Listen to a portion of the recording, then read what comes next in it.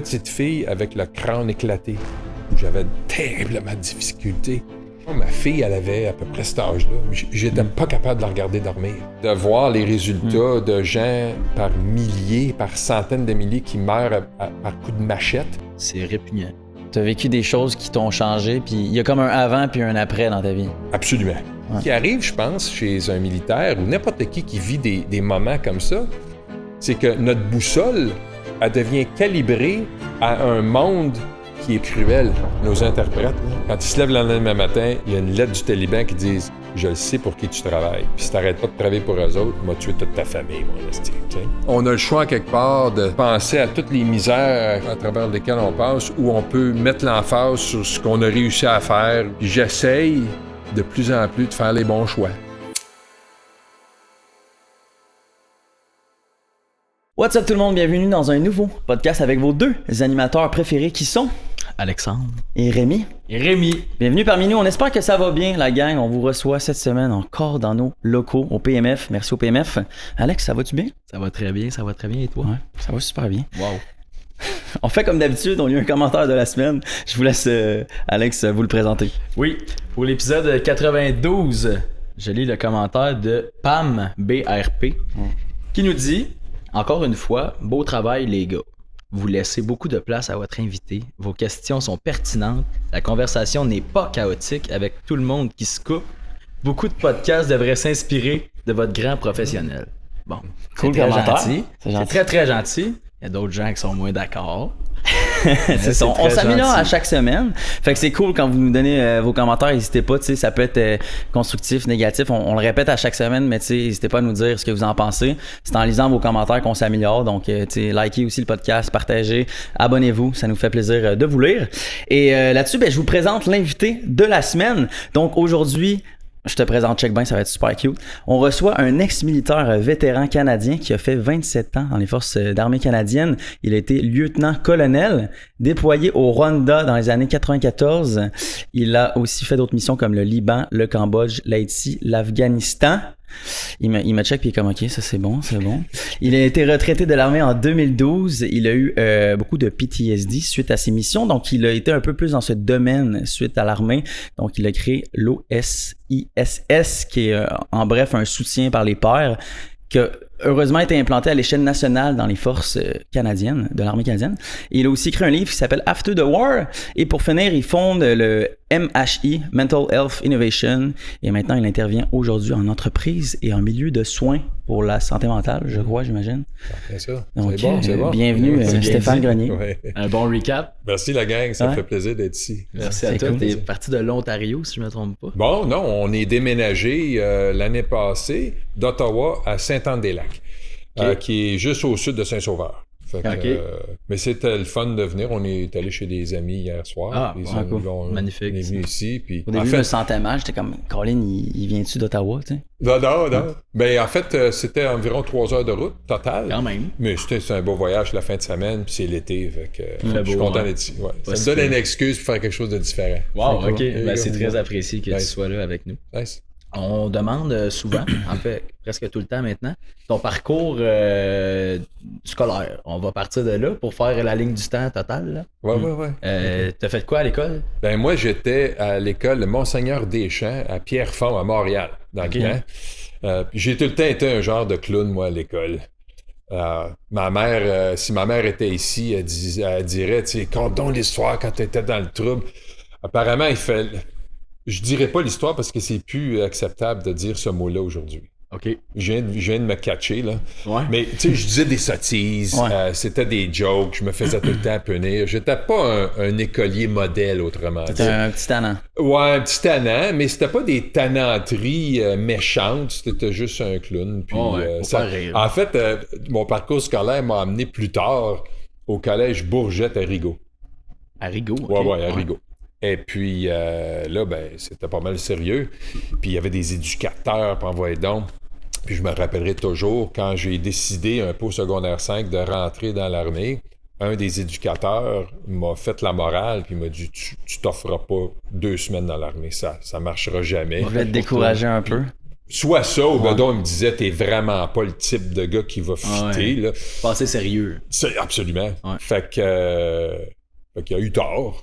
J'ai pas survécu parce que je voulais qu'il ait tort, mais on peut s'adapter. Hein. C'est ça. Fait que mon parcours scolaire, c'était pas fameux.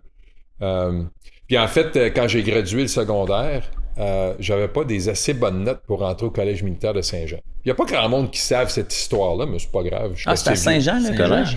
Le collège militaire... Qui vient de Saint-Jean. Oui. Ah ouais, c'est ça, Saint-Jean-d'Iberville. Le festival des Montgolfières et tout. Ouais, bon. Oui, je connais ça. Fait qu'il y avait un collège militaire dans le temps, il a fermé pendant plusieurs années. Je sais pas. Ouais.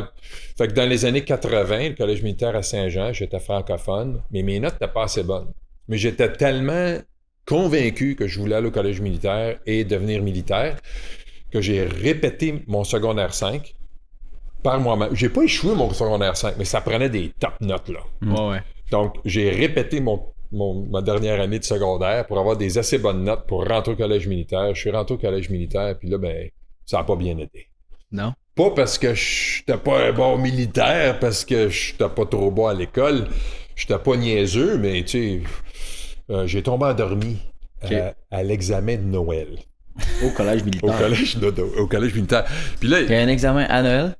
ben, il y a un paquet d'examens à Noël. Avant les vacances de Noël. C'est ça, là, tu sais, un paquet d'examens. C'est comme fin de semestre. Yeah. Anyways, ce qui est arrivé, c'est que durant le semestre, tu sais, t'es fatigué parce que, tu sais, c'est comme la vie militaire, mais t'es à l'université. Fait que c'est une université, mais c'est go, tout bonheur le matin, pas voilà. Fait que là, dans les classes, on est habitué, tu sais, disons que je suis assis à côté de toi. Rémi, je vais dire, écoute, m'a dormi 5 minutes, réveille-moi dans 5 minutes. Fait que là, tu t'endors, puis là, ton chum te réveille.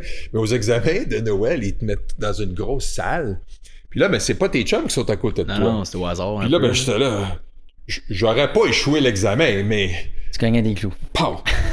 Puis je me suis réveillé à 1h30 plus tard avec de la bave sur mon examen, puis il n'y avait aucune réponse. Puis ça a été la fin de mon collège militaire. Fait que j'en ris aujourd'hui, mais c'est sûr qu'à ce moment-là, ça allait pas bien. Mais je pense qu'il y a quelqu'un dans l'organisation qui a reconnu, ce gars-là, il a quand même du potentiel, fait qu'ils m'ont gardé, puis je suis devenu officier dans un autre voie, puis ça a été un peu mon parcours un peu par scolaire. Ouais, c'est ça, là, tu sais. Ouais, ok. Ouais. C'est-tu autant strict aujourd'hui?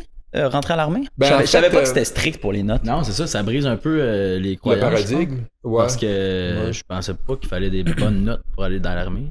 Pour aller au collège militaire, oui, ça prend des super bonnes notes.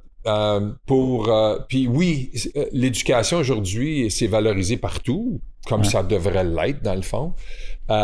Puis oui, si tu veux devenir militaire, c'est sûr que je suis pas un porte-parole pour l'armée, là, ça fait une dizaine d'années que je suis plus là. Mais c'est sûr que dans des moments un peu de contingentement, s'il y a trop de gens qui vont prendre les tops, là, puis c'est pas rare d'avoir des gens qui font de l'infanterie, qui ont des degrés universitaires. OK. Puis, tu sais, donc, oui, c'est pas comme dans les années 20 ou durant la Première Guerre mondiale. On a besoin de tout le monde. Ouais, c'est ça. OK, je comprends. Ouais. Puis c'est au même titre que quoi, mettons, c'est comparable à quoi? Des notes, c'est comme pour devenir avocat, pour devenir... Ben, je sais plus aujourd'hui, mais c'est ça, là. Je pense qu'il faut... je pense pas que c'est quand même contingenté au niveau, là... Il faut que tu aies des notes là, similaires à ce que tu as besoin pour rentrer à la faculté de médecine à l'Université McGill ou Montréal. Là. Mais oui, c'est assez... je pense que les collèges militaires sont encore assez contingentés. Okay. Donc, on élimine les croyances qui disent que ça prend pas des bonnes notes pour entrer à... Non, puis je vais te dire, tu sais, je fais pas de la publicité pour l'armée, parce que l'armée, je vais me travailler avec eux autres après, ma carrière est finie. Mais je vais te dire, c'est rendu, je me rappelle, moi, en fin de carrière, comme lorsque j'étais en Afghanistan, puis tout ça, puis je regardais ce que je faisais jadis, disons, au 12e RBC à Valcartier, j'étais dans un régiment blindé à ce moment-là. Je regarde le montant de technologie qu'il y a aujourd'hui pour... puis là, bon, on entend parler les drones, puis envoyer donc. Honnêtement, là, tu peux pas être tata, là. Puis c'est des gens pas mal calés, puis c'est du sérieux, puis la technologie, elle est vraiment poussée. Donc, c'est pas juste être tough physiquement, il faut que tu sois tout là. Ouais. Fait que c'est sûr que ça demande pas un académique. Tu sais, l'intelligence, on le sait, c'est pas toute la même chose. Tu sais, le fait que je n'étais pas bon à l'école, je le sais aujourd'hui, ça veut pas dire que j'étais nono. Ouais. Sauf qu'on a une machine qui détermine qui est intelligent, qui ne l'est pas. Puis si tu ne fites pas dans la machine, ben, tu te fais tasser. Exact. Mais ça prend une intelligence pour faire ce que les militaires font, mais c'est pas une intelligence typique, académique, grosse note, doctorat. Puis les éloges, là, c'est un autre type d'intelligence. Ouais. Mais quand tu dis ça, moi, ça me fait penser, il y a beaucoup de gens à l'école qui sont pas forcément bons puis qui ont beaucoup d'énergie, sont peut-être TDA, mais aussitôt qu'ils trouvent ce qu'ils aiment dans la vie, là, ils vont être super focus. Ils vont être excellents dans cette chose-là. Puis on le reconnaît de plus en plus. La société évolue, là, puis on reconnaît qu'il y a plusieurs manifestations de cette fameuse intelligence-là. Puis les diagnostics, tout le monde a un diagnostic aujourd'hui, mais c'est pas nécessairement négatif, là.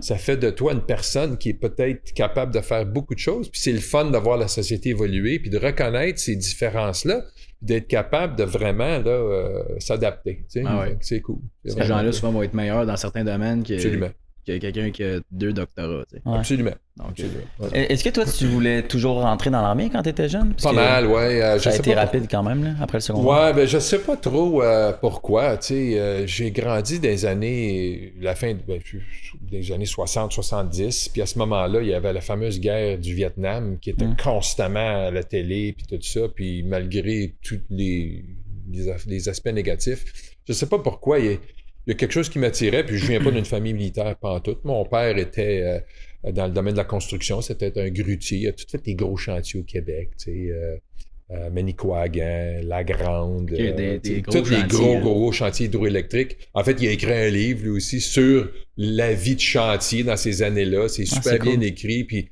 ça décrit un peu la vie sur les chantiers dans ces années-là, parce que c'était pas facile. Ça a changé. Ben oui, son premier chantier, je pense qu'il était dans des tentes. Dans le nord du Québec. Il couchait dans une tente.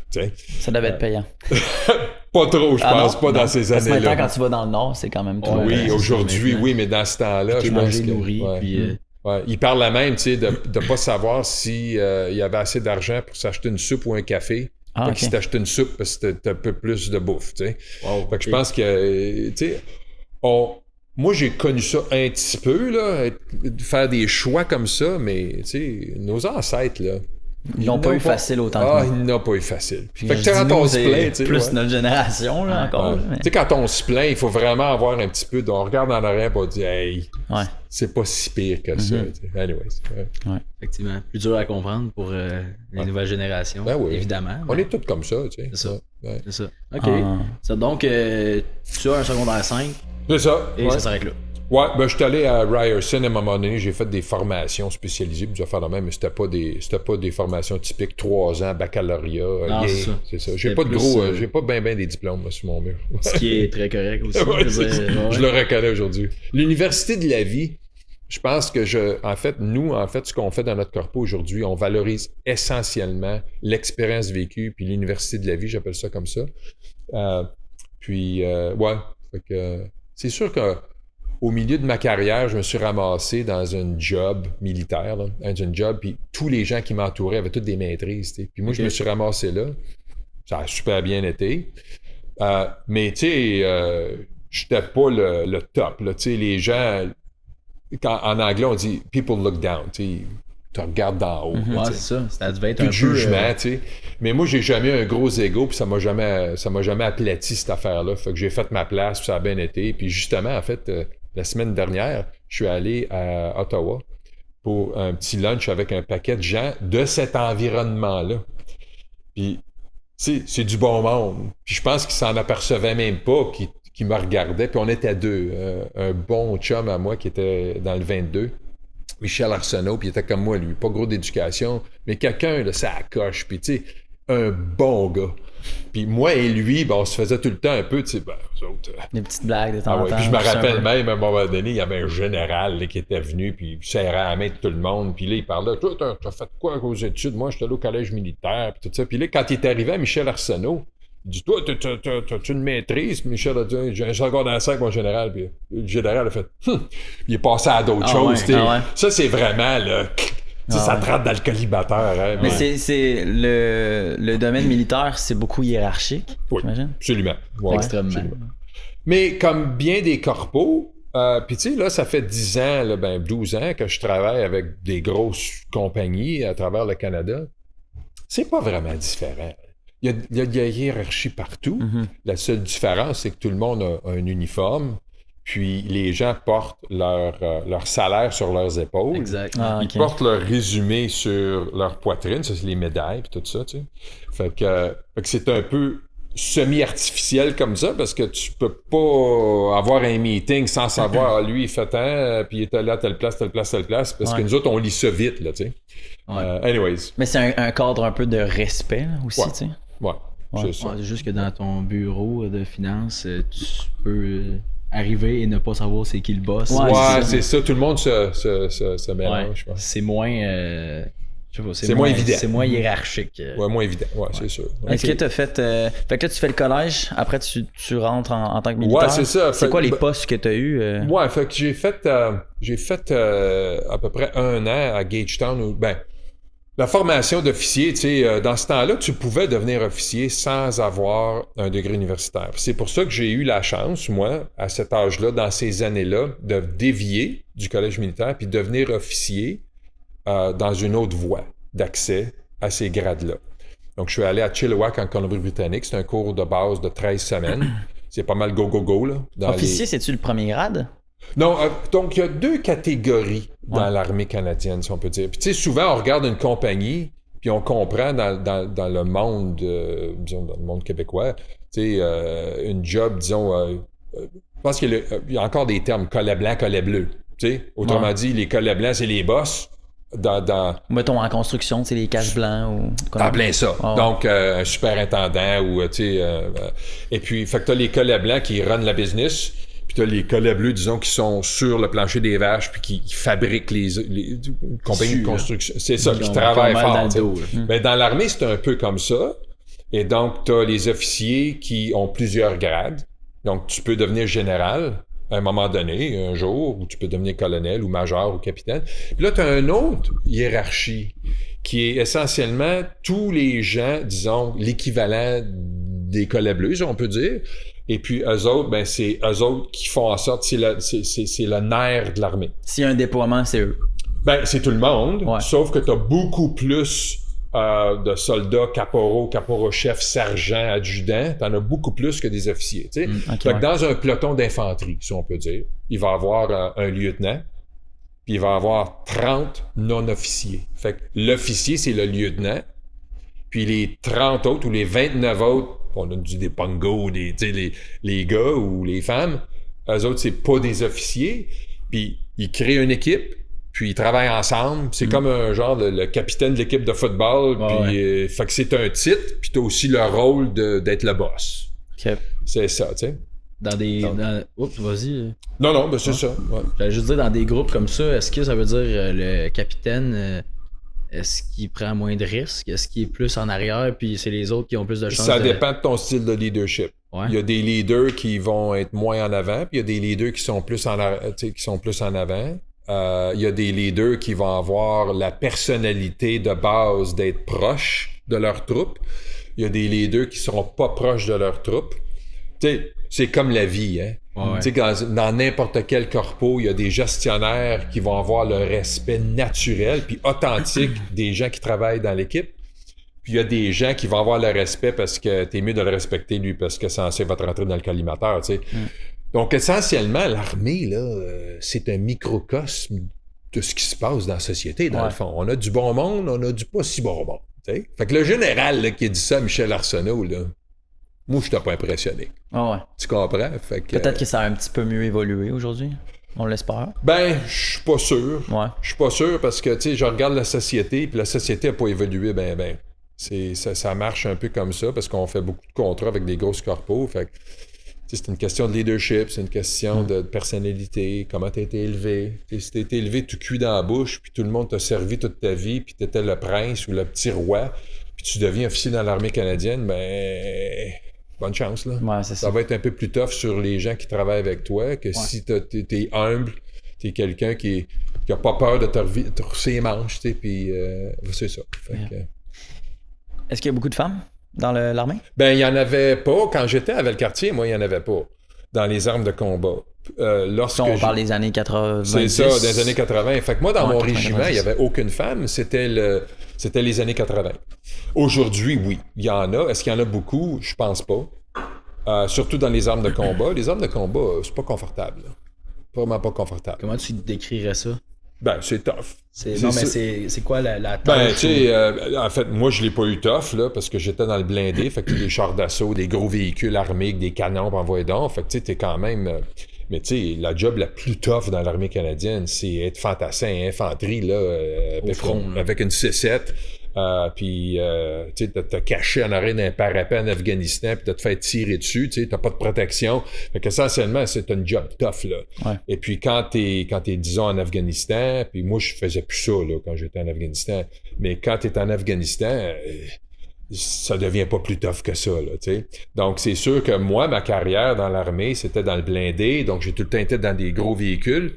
Ça demande d'autres talents, ça demande d'autres sacrifices. Tu couches dehors, mais t'as quand même... tu peux quand même fermer ton hatch, puis s'il pleut, ben tu vas tout de bien être plus sec que le pauvre fantassin, tu sais. Fait que c'est des domaines vraiment austères. Tu sais, quand tu vas faire du camping pendant une semaine, une fin de semaine, puis là, il mouille, ben, tu sais que tu t'en retournes chez vous après, tu sais. Fait que si tu te mouilles, puis tout ça, tu t'en vas dans ton... C'est l'expérience. C'est ça. Ouais. Mais quand t'es dehors pendant des mois, puis des mois, puis des mois... Je sais pas c'est quand à la fin. Ouais, c'est ça. Mais tu sais, ton tour en Afghanistan, il est 6 mois. Puis je me rappelle, tu sais, en Afghanistan, moi, j'étais sur le camp à Kandahar. J'ai sorti 4-5 fois, là. Mais je me rappelle, tu sais, les fantassins revenaient au camp, puis il y avait un Tim Horton, là, je sais pas si vous savez, il y avait un Tim Horton sur le camp. Puis tu vois, les gars, là, ça faisait littéralement 2 mois qu'ils s'étaient pas lavés. Ils étaient sales. Puis il y en avait qui avaient des mythes dans la peau, tu sais. Fait que c'est vraiment un job tough. C'est pas sain, là. Ben, c'est pas facile, tu sais. Fait que, tu sais, quand on dit... fait que, tu sais, il y a...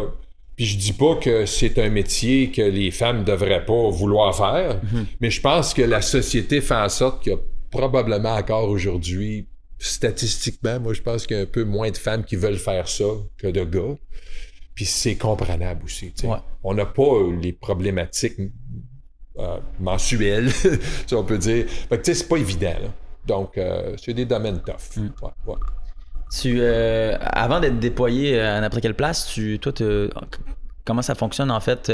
Tu fais ton expérience, c'est comme de la pratique sur un camp militaire, comment ça marche? Tu sais? Vous étudiez, vous êtes plus en train de pratiquer sur le terrain, justement, c'est quoi? Ouais, ben beaucoup de formation, tu sais, comme dans le temps, moi quand j'étais au régiment, c'était le temps de la guerre froide, donc on étudiait vraiment la doctrine russe, parce que dans ce temps-là, l'ennemi c'était les Russes, et donc on étudiait la doctrine russe, on essayait de figurer c'est quoi ben, moi j'étais lieutenant, là, donc je ne savais pas de figurer grand-chose, je faisais ma job, mais le but c'était de vraiment comprendre si jamais la Russie envahit l'Europe.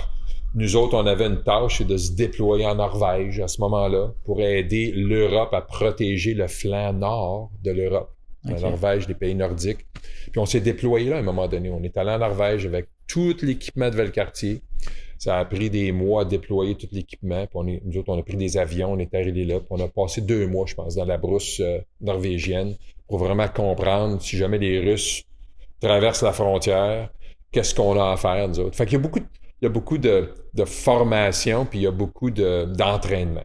C'est du si jamais, là. C'est ça. On a fait des hypothèses de c'est quoi leur stratégie maintenant. C'est ça. Puis de comprendre ça. Puis aussi, ben il y a beaucoup d'entraînement puis d'entretien. Puis il y a beaucoup d'équipement. Fait que l'équipement, c'est bien beau, là, mais tu sais, ça peut pas casser. Si ça casse, faut que tu le répares. Donc, les formations, oui, il y a la formation de tir puis envoyer donc, mais ces chars d'assaut-là puis envoyer donc, il faut que quelqu'un fasse l'entretien de ça, là. Ouais. Donc, tu sais, il y a beaucoup de logistique en arrière, il y a beaucoup de planification. Donc, toi, ton rôle en tant qu'officier, ben, c'est de planifier, puis le plus haut gradé que tu es, mais le plus de responsabilités que tu as. Fait que moi, quand j'étais au régiment, j'avais une 20aine de soldats avec moi, des sergents, adjudants, caporaux. Puis c'est ça. Fait que, tu sais, va sur le champ de tir, prépare un champ de tir. C'est parce que tu peux pas juste amener un paquet de chars d'assaut sur un champ de tir, là. Ça se planifie, il faut aller chercher les munitions. Fait que, tu sais, il y a tout le temps un roulement. Autrement dit. T'sais. Fait qu'en temps de paix, c'est ça qu'on fait. Puis là, de temps en temps, quand tu te déploies, ben là, on appelle ça une montée en puissance, ben là, ça devient plus sérieux. Parce que là, tu t'en vas l'autre bord en quelque part, puis ça va être un peu plus stressant, là. Donc, la montée en puissance, c'est un peu plus demandant. Là, Mais en danger, dans le fond. Ouais, c'est ça. Fait que les préparations sont un petit peu plus dosées. Là. Ouais. Qu'on soit en moment de paix ou non, on protège tout le temps d'autres pays, nous, le Canada. C'est rare qu'on soit en conflit directement. Parce que, tu sais, là, tu as dit, on protège l'Europe. Ouais. Fait que ça ressemble à quoi, généralement? Ben, c'est parce que, tu sais, si on regarde en arrière, après la Deuxième Guerre mondiale, on a vu l'apparition de l'OTAN. Puis l'organisation du traité de l'Atlantique Nord, c'était un paquet de pays. L'organisation de quoi, excuse? Du traité de l'Atlantique Nord, Okay, l'OTAN, NATO. Ouais. Et donc, vous vous rappelez sans doute quand les tours ont été attaqués par Osama Bin Laden aux États-Unis, parce qu'on faisait partie et les États-Unis faisaient partie de l'OTAN. Un des règlements dans l'OTAN, c'est que s'il y a un des pays de l'OTAN qui se fait attaquer, tous les pays qui font partie de ce groupe-là font partie de la solution. OK. Donc, c'était ça un peu notre rôle durant la guerre froide, c'est qu'on n'est pas en Europe, mais on fait partie de l'OTAN. Dans le fond. Okay. C'est ça. Donc, quand on allait là, on s'entraînait avec les Norvégiens, on s'entraînait avec des Allemands ou peu importe. T'sais. Fait qu'il n'y a jamais des pays dans l'OTAN qui sont en conflit ou... Ben, en ce moment, ouais. En ce moment, tu vois, en ce moment, l'Ukraine ne fait pas partie de l'OTAN. Donc, techniquement, la Russie attaque l'Ukraine, ils sont en guerre, mais l'OTAN n'est pas attaquée. Si la Russie attaquait l'Allemagne ou la France ou l'Angleterre, ça serait différent. Et c'est un peu pour ça qu'on s'est tous ramassés en Afghanistan à un moment donné, parce que les États-Unis ont dit, puis ils avaient raison, on s'est fait attaquer. C'était une attaque délibérée et les pays de l'OTAN, vous devez suivre les règlements. Donc, on s'est tous un peu ramassés en Afghanistan avec différents rôles. Ah, OK. T'sais? Fait que c'est un peu pour ça. Grosse organisation quand même. Ben oui, oui. Puis là, ben c'est sûr que les différents pays contribuent différents. À leur niveau, là. À leur niveau, comme on peut. Ouais. Nous autres, on a une beaucoup plus petite armée que, disons, l'Allemagne, l'Angleterre, la France, les États-Unis sûrement. Mais tu sais, tous les pays contribuent ce qu'ils peuvent. Mais notre contribution, j'ai toujours trouvé ça drôle parce que, tu sais, les gens disent « Ah, j'ai une petite armée. » Oui, mais notre soldat d'infanterie ou notre gars de blindé, là, il est aussi capable qu'un autre. C'est juste qu'on en a moins. Fait que c'est pas... Au niveau qualitatif, c'est hyper pareil, sinon pas mieux. Mauvais, là, c'est ça. Puis tu sais, on a des tireurs d'élite qui ont encore les Canadiens qui ont encore les records mondiaux. OK. Ouais. Fait qu'en quelque part, tu pognes un soldat canadien puis tu l'accotes sur un soldat américain ou allemand, ou on est pareil, là. Sinon mieux dans certaines choses, mais on n'a pas les quantités. Fait qu'on on fait pas les manchettes puis tout ça. Ça me fait penser à ça, genre mini aparté. Tu connais Wally? Wally? Ouais, le sniper militaire, Wally? Oui. Est-ce qu'il c'est parce qu'on va le recevoir on va le recevoir dans 2 semaines. Wow! Fait que je me demandais si t'avais comme si c'était quelqu'un super reconnu dans le domaine militaire ou quoi que ce soit. Ben, il est quand même connu publiquement, tu sais, il a fait beaucoup d'apparitions publiques, mais d'un point de vue militaire, je me demandais si c'était une légende ou pas. C'est une légende, oui, absolument. Fait que là, vous allez parler à un gars, là, tu sais, quand je dis, là, c'est des domaines austères, il a vécu ça, lui, là. Ouais. Fait que ça va être dans des belles situations. Ouais. Puis vous lui direz salut de ma part, puis je lève mon chapeau, puis tout le respect au monde pour un gars comme ça, je te dis, moi. On lui fera pas. Incroyable. Cool. Ouais. Cool. Tu disais, les pays contribuent comme ils peuvent financièrement pour un pays, on va dire le Canada. C'est quoi sa limite? Comment il peut... Ben, là, tu vas dire, tu devrais savoir ça, Steph, mais je pense que les pays de l'OTAN doivent débourser 3% du PNB annuel, du produit national brut du pays, en contribution militaire, de défense, puis de... Obligatoirement? Chaque année? Peu importe. Fait que c'est un pourcentage du PNB du pays. Fait que c'est sûr qu'aux États-Unis, leur PNB est beaucoup plus élevé. C'est proportionnel. C'est ça, c'est proportionnel. Et nous, ça fait des décennies que le Canada contribue pas le 3%. Puis moi, je veux pas rentrer dans la politique, oublions Trump, mais Trump, quand il a dit « Hey, aucun des pays de l'OTAN, excepté les États-Unis, contribue le 3%. » Peu importe si on l'aime ou non, il a dit une vérité. Puis c'est vrai. Puis là, ben, je pense que notre premier ministre, en ce moment, il est en train d'augmenter la contribution militaire parce qu'il y a beaucoup d'instabilité autour de la planète.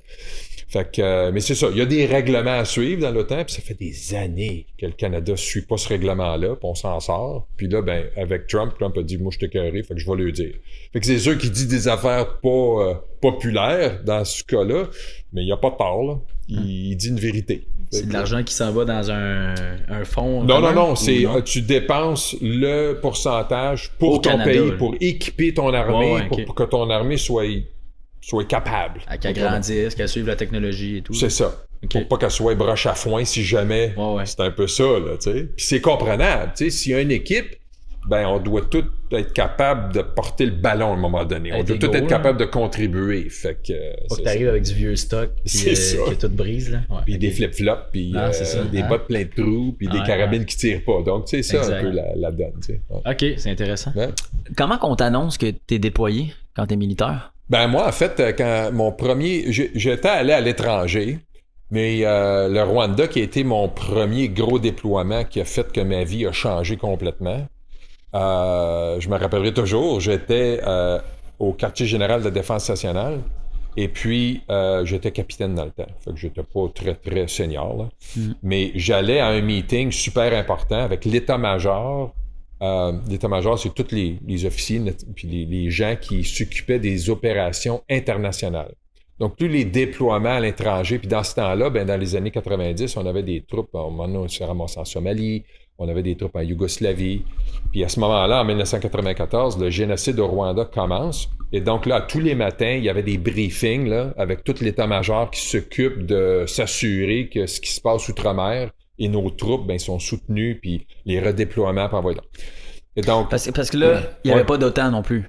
Ben oui, il y avait l'OTAN. L'OTAN a toujours perduré, mais là, en Yougoslavie, puis ces choses-là, c'était pas une question d'OTAN, parce que la Yougoslavie, c'était un ancien pays de l'Union soviétique dans le temps.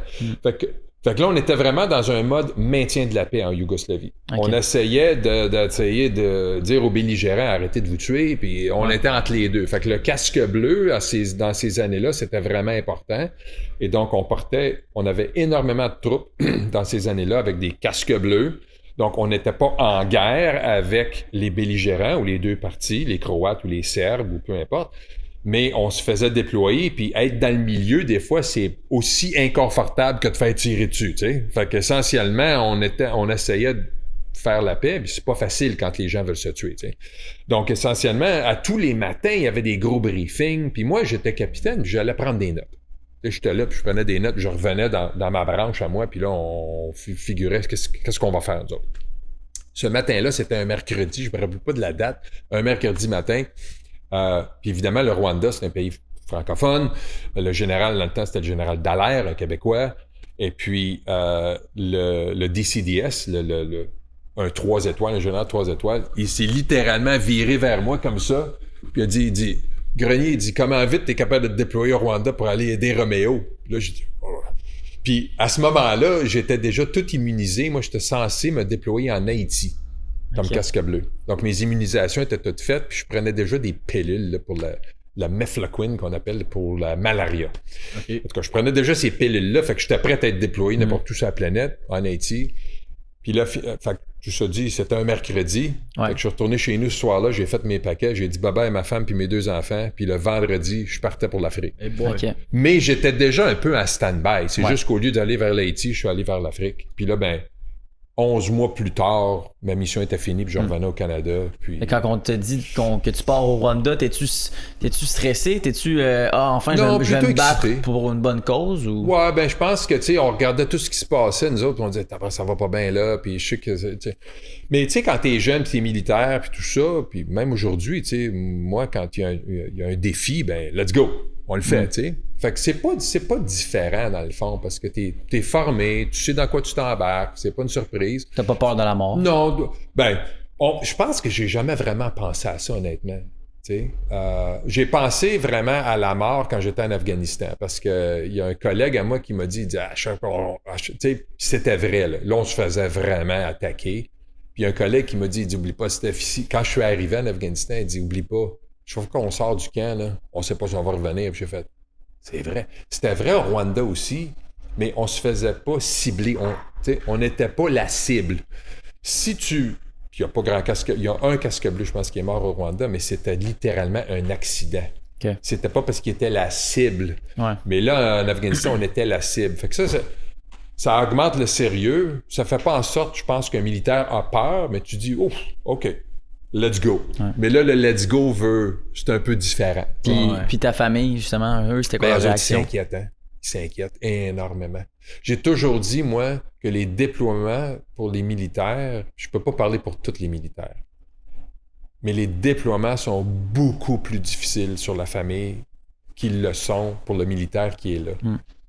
Puis je me rappelle, moi, en Afghanistan, on avait des téléphones satellites, on pouvait appeler de temps en temps. Puis le Rwanda, on appelait rarement parce que les téléphones satellites, c'était pas très populaire. Puis je me dis, waouh, les familles, là, ils passent le tordeur de la vie en tabarouette. Parce qu'eux autres, ils vivent pas. Nous autres, on peut être en train de bouffer, puis on se compte des jokes, on dit « Hey, tabarouette, ça n'a pas été facile aujourd'hui », mais tu sais, on fait des farces. Mais ton épouse ou ton mari qui est à la maison avec les enfants, il sait pas ce qui se passe, puis il entend les nouvelles, puis c'est certain qu'au Rwanda, il y avait des tueries, il y a quasiment 1 million de personnes qui se faisaient tuer. Des nouvelles très rassurantes. C'est ça, puis là, tout est là. Puis, c'est pas à tous les jours. C'est sûr qu'on a passé à travers plusieurs tordeurs durant mon temps, mais les familles ne savent pas les bonnes journées là, qu'on a aussi. Parce qu'il y en a. C'est juste des atrocités. Ben oui, absolument, il y en a, Mais c'est sûr que les moments difficiles, eux autres, ça crée des blessures. C'est pas des blessures qu'on voit, mais c'est des blessures psychiques. Là, puis, les gens qui sont sur le terrain, ils respectent vraiment beaucoup les casques bleus ou les alliés, les ennemis. Comment ça dépend. Ça dépend. Ouais. Comment tu sais, mettons que là, c'est une situation où il y a des gens qui sont comme neutres là, avec les casques bleus, mais sinon, comment tu sais, t'es mon ami, mon ennemi, je te tire pas? Ben, tu sais, il faut penser à ça de cette façon-là. Tu sais, les gens, dans certains conflits, vont adopter une idéologie qui est la leur, puis ils ont raison. Fait que quand ils se battent pour une cause, ils croient en la cause, puis ils veulent éliminer l'autre bord. Tu sais? Puis l'autre côté pense de la même façon, mais renversé. Ouais. Fait que ta question, elle se répond de façon simple. Imagine-toi quand quelqu'un arrive dans le milieu, puis essaye de calmer l'affaire, puis de dire au monde, ton idéologie, calme-la donc un petit peu, là. Arrête donc d'essayer de tuer ton voisin, ni plus ni moins, tu sais. Parce qu'eux autres sont pompés, là. So, en fait, on est dans le milieu, puis on essaie d'empêcher les gens de faire ce qu'ils veulent faire. Fait que c'est pas évident. C'est pas évident au niveau politique, c'est pas évident au niveau stratégique, au niveau des généraux, puis envoyer donc, puis les meetings, puis c'est pour Dallaire au Rwanda. C'est pas évident quand tu es sur le terrain, puis tu essaies d'évacuer des gens. Puis là, les gens disent, Simonac, si on les laisse s'évacuer, tu sais, puis c'est arrivé au Rwanda à plusieurs reprises, puis une journée, entre autres, le général Dallaire s'en souviendra certainement, puis d'autres gens qui étaient avec moi, on évacuait des gens de l'hôtel Mille Collines vers l'aéroport, puis c'était des gens qui étaient pour sortir du pays, et puis grosse fusillade, tu sais. Puis, par surprise, là. Par surprise, parce que les belligérants disaient eux autres sortiront pas. Tu sais. Fait que c'était des Rwandais qu'on était pour faire sortir, pour essayer de les sauver. Puis les belligérants disaient non. Fait que là, tu sais, ils nous ciblaient pas, mais ils ciblaient. Mais là, t'es dans le milieu de tout ça. Fait que là, ça va pas bien. Hein. Et donc, ça a mal fini, cette affaire-là. Des enfants qui se sont fait tuer, tirer, puis envoyer donc. Puis là, ça finit mal. Fait que ça, c'est pas une bonne journée. Là. Fait que t'es dans le milieu de tout ça. Fait que tu deviens un peu des dommages collatéraux, un peu, là, tu sais. Parce que vous, est-ce que vous avez le feu de tirer quand vous voulez ou? Ouais, dans des missions de maintien de la paix, il y en a plus énormément aujourd'hui, là, parce que tout le monde est en guerre. Mais il y a différentes règles d'engagement, tu sais, des différents niveaux, là. Et puis, donc, quand moi j'étais au Rwanda, si ta vie n'est pas directement mise en danger, tu tires pas. C'est ça, tu sais, donc c'est un peu plus complexe que ça. Mais juste pour avoir une idée générale, tu sais, quand tu es au Rwanda, vous n'avez pas à tirer, tu sais, à chaque jour vous tirez pas là. Non, c'est ça, on n'est pas en combat. Ça t'est arrivé toi personnellement à tirer dans ton parcours au Rwanda? Non. OK. Non. Une fois, je me rappelle une fois, puis j'étais avec un collègue, son nom c'est Paul Seguna. Si Paul était ici, il disait Steph, c'est vrai, ça passe, on savait pas trop ce qui se passait cette journée-là. C'était un peu. Mais on était peut-être à 1 heure de Kigali, puis on était avec 2-3 personnes. Encore dans un char d'assaut? Non, un Jeep. Non, okay. C'est ça. En maintien de la paix, t'as pas énormément d'équipement non plus parce qu'on n'est pas offensif, tu sais. Fait que tout ça dit, on est en quelque part. Et puis, c'était une région où il y avait beaucoup de de crimes après la guerre. La guerre était finie, mais il y avait beaucoup de crimes de vengeance, on peut dire. T'sais. Fait que nous autres, on était dans ce coin-là, puis c'était un peu turbulent, puis il y avait beaucoup de crimes, il y avait beaucoup de gens qui disparaissaient. Donc, on n'enquêtait pas ni plus ni moins, mais on essayait de faire une petite présence, pour dire, c'est un peu, si la police est là, ben peut-être que tu ne promèneras pas le Tim Hortons en hold-up, là. Fait que tu vas aller ailleurs. Fait qu'essentiellement, c'était tout simplement ça. C'était une présence. Et puis, il y a je me rappellerai toujours, il y a 2 hommes qui, de façon agressante, avec des machettes, ont commencé à marcher vers moi et Paul Siguna. Puis lui était pas armé. Moi, j'avais une C7, là. Puis je me rappelle, je me suis dit, hey, si ça commence à swinger, ça ira pas bien. Puis c'est la seule fois vraiment que je me suis dit, je vais peut-être être obligé de faire quelque chose. Puis finalement, j'ai pas été obligé de rien faire. Fait que tu sais, l'histoire n'a pas fini, là, comme dans les films. Mais ça a été un moment un peu, je me suis dit, parce qu'eux autres, encore une fois, n'aimaient pas notre présence, là, parce que ça les empêchait un peu. Puis tu pouvais avoir, là, à un moment donné, quand ça fait 6 mois que tu es là, tu le vois un peu, c'est quoi les intentions des gens, même si on ne connaît pas la culture totalement. Je savais que ces gars-là... Ils se sont approchés de toi, puis ça c'est pas le plus loin. Ben, je pense quand ils ont tout simplement vu que j'ai... Tu sais, parce que ma C7 était en arrière de moi, je l'avais en bandoulière, fait que c'était pas évident, puis on s'est rapprochés, puis tout ce que j'ai fait, c'est que j'ai pris ma C7, puis je l'ai amené vers l'avant, puis là, ben, ils ont comme fait le tour. Ouais. Est-ce que j'ai bien lu leurs intentions? Je le saurai jamais. Peut-être que c'est moi qui ai eu peur. Je suis peut-être bien un peu heureux, tu sais. Mais en bout de ligne, c'est ça qui est arrivé, puis il n'y a rien qui est arrivé. Mais je me rappelle, Paul Siguna, pendant des années, il disait hey, je sais pas si... Mais on le saura jamais. Ouais. Ouais, on le saura jamais. C'est fou, ça me surprend qu'il y ait autant peu de situations où, mettons, tu as eu non, mais il y a plusieurs situations. Tu sais, à un moment donné, je me rappelle, on devait quitter avec le général Dallaire en hélicoptère pour aller en quelque part. Puis lui, il avait toujours un convoi et un escorte. Puis lui, il me dit, rencontre-moi, parce qu'il y avait un petit... l'aéroport de Kigali était fermé, tu sais, c'est pas comme l'aéroport Trudeau, là, où les autos arrivent, débarquent du monde, embarquent du monde, des taxis, tu sais, l'aéroport était fermé. Il y avait quand même des avions qui quittaient, mais il y avait 2 hélicoptères à ce moment-là, 2 hélicoptères de Canadian Helicopters. Et puis cette journée-là, des fois, j'étais avec le convoi du général, soit Dallaire ou Tousignan, parce qu'après ça, c'était le général Tousignan. Mais souvent, je disais, OK, vous rencontrez là. Et donc, nous autres, on passait par en arrière de l'aéroport. Donc, il y avait un genre de barrière dans l'entrée principale, mais il y avait aussi des chemins que tu pouvais aller à l'aéroport par en arrière. Puis les hangars pour les hélicoptères étaient en arrière de l'aéroport. Donc, on faisait un petit détour, on passait par en arrière, puis quand on arrivait là, bon, on arrivait directement au hangar des hélicoptères. Anyways, j'arrive là, il me refuse. Il dit, faut que tu passes par en avant. Mais le convoi du général, lui, il passe. Tabarouette. Moi, j'étais dans mon Jeep. Vire d'abord. J'arrive à la barrière principale en avant de l'aéroport. Là, je me dis, si, maintenant qu'on est en retard. Puis, il me laisse pas passer. Il me laisse pas passer. Et puis, finalement, ils me disent, il va falloir que tu te parques ici. Parce que là, le gouvernement commençait à prendre les choses en charge.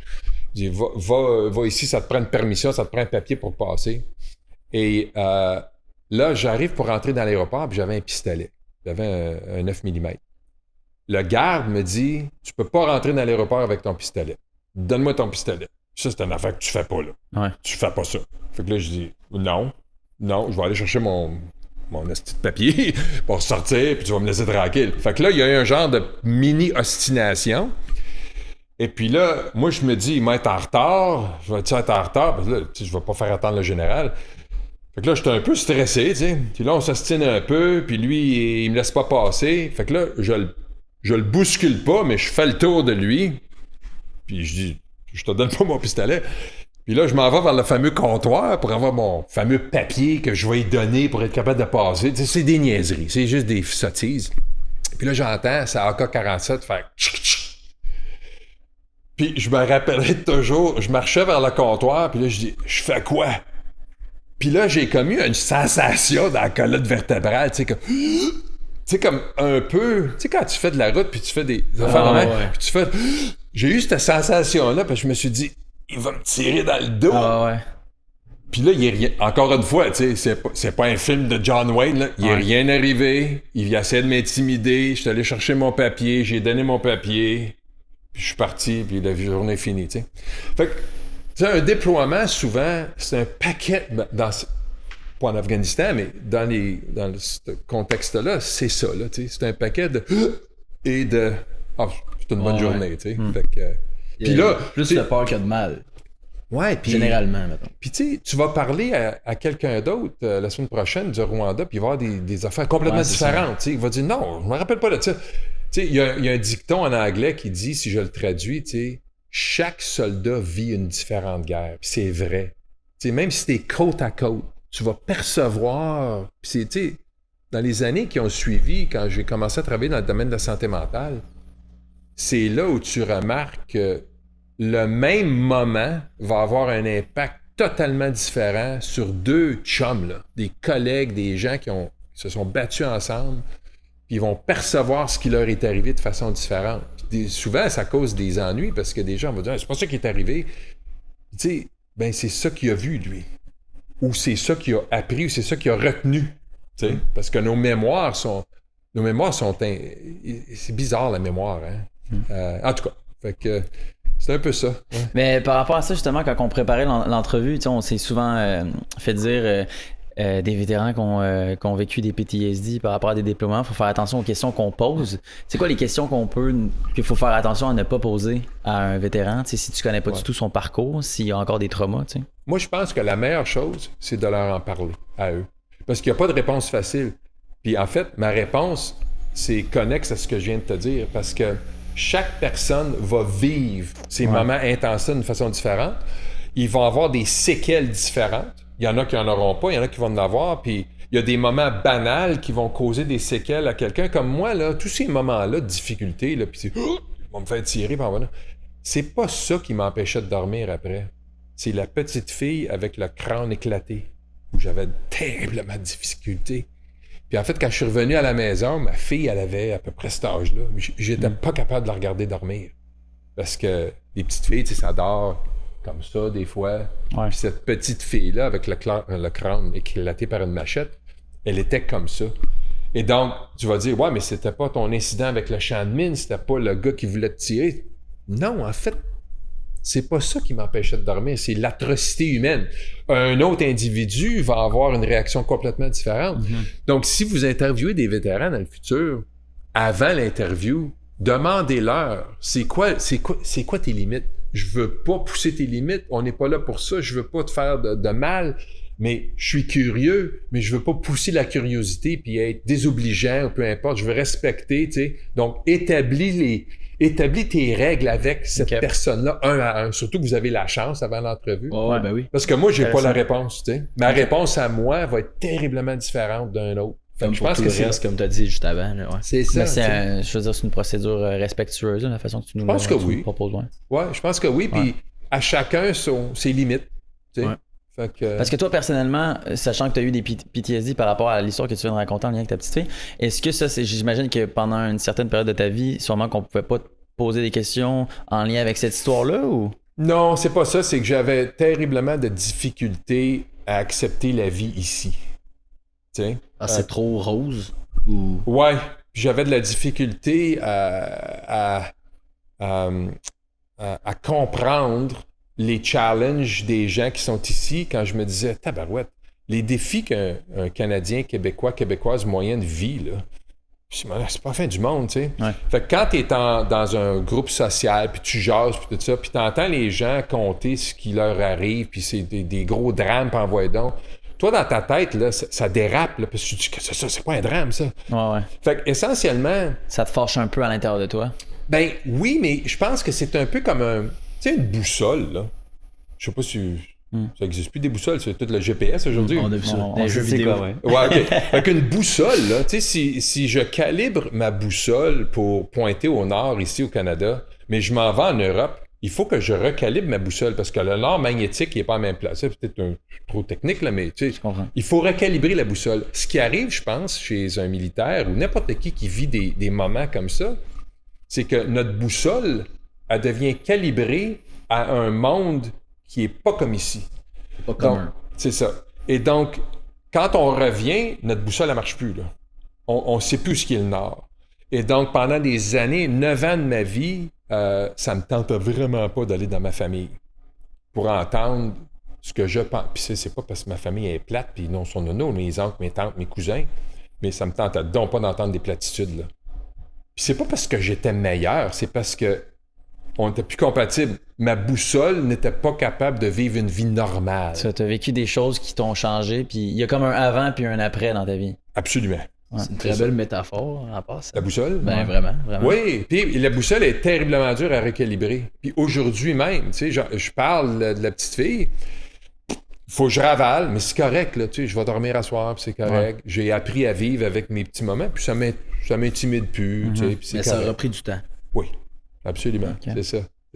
Est-ce que tu voyais beaucoup d'atrocités dans ce genre-là au Rwanda, ou c'est quelque chose que peu de soldats voyaient, genre? Dans Rwanda, c'était la misère humaine, l'atrocité humaine est sur une échelle dans les temps modernes. Mm-hmm. C'est pas mal le pire des pires, je pense. Ouais. Puis l'atrocité humaine aussi, tu sais, je dis pas que quelqu'un qui meurt par une balle dans la poitrine ou dans la tête, c'est mieux, là. On dirait que c'est plus vu, mettons. On dirait que... Je veux pas dire que c'est banalisé, là, mais je veux dire, tu sais, t'écoutes un film d'action, ça va arriver 50 fois. Mais tu sais, de voir les résultats de gens par milliers, par centaines de milliers qui meurent par coups de machette. C'est répugnant. Ben, c'est comme, tu sais, je peux comprendre qu'à un moment donné, il y a une fusillade, puis quelqu'un se fait tirer, puis il meurt, puis c'est terrible, c'est tragique. Mais je me dis, tabarouette, comment tu peux faire avec une machette, là, pour tuer ton voisin, tu sais? Fait que, tu sais, c'est là où, quand plusieurs années d'ensuite, tu sais, j'ai comme déconstruit le fameux concept de PTSD à l'intérieur de l'armée canadienne, puis reconstruit un autre paradigme. Puis, tu sais, je suis pas médecin, c'est juste que je pense qu'il y avait trop d'emphase sur les solutions médicales, la compréhension médicale puis psychiatrique qui fitait pas la réalité. Parce qu'un PTSD, tu sais, les gens disent PTSD, il y a un traumatisme. Puis aujourd'hui, avec ce que j'étais un peu obsédé pour dire les traumatismes sont pas tous pareils. Il faut décortiquer ça un peu. Donc, j'ai créé comme 4 catégories. Puis la catégorie qui est la plus complexe, je pense, c'est les conflits moraux. C'est ça qui déboussole le plus. Le conflit moral, c'est quand tu peux absolument pas comprendre ce qui se passe, là. Donc, dans une guerre, je pense qu'il n'y a pas grand soldat qui ne seront pas capables de comprendre qu'il y a des gens qui se tirent, il y a des gens qui meurent, puis il y a des gens qui survivent, puis c'est tragique, là. Et c'est pas le fun, puis c'est tragique, puis c'est traumatisant. Mais c'est un traumatisme vraiment différent que de voir des atrocités, des tortures. Et donc, c'est pas un est pire que l'autre. C'est différent. Et donc là, aujourd'hui, 25 ans plus tard, la médecine a comme accepté qu'un traumatisme, ils sont pas tous pareils, puis il faut traiter ces différences-là de façon calibrée à ce que l'individu a vécu.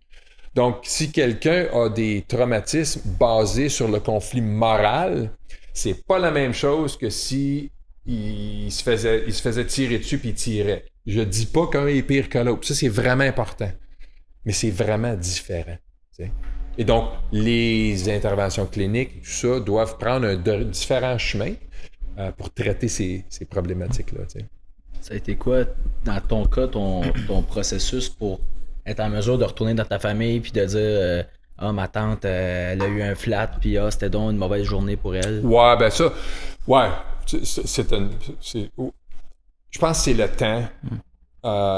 La thérapie aide aussi. Puis à un moment donné, tu sais, quand tu dors pas pendant des semaines puis des semaines, tu sais, j'ai déjà entendu un neuropsychologue, tu sais, je fais bien des conférences à l'international, tout ça, puis j'écoute tout le temps ce qui se dit avant moi, tu sais, puis les scientistes, puis les neurologues, puis envoyer donc.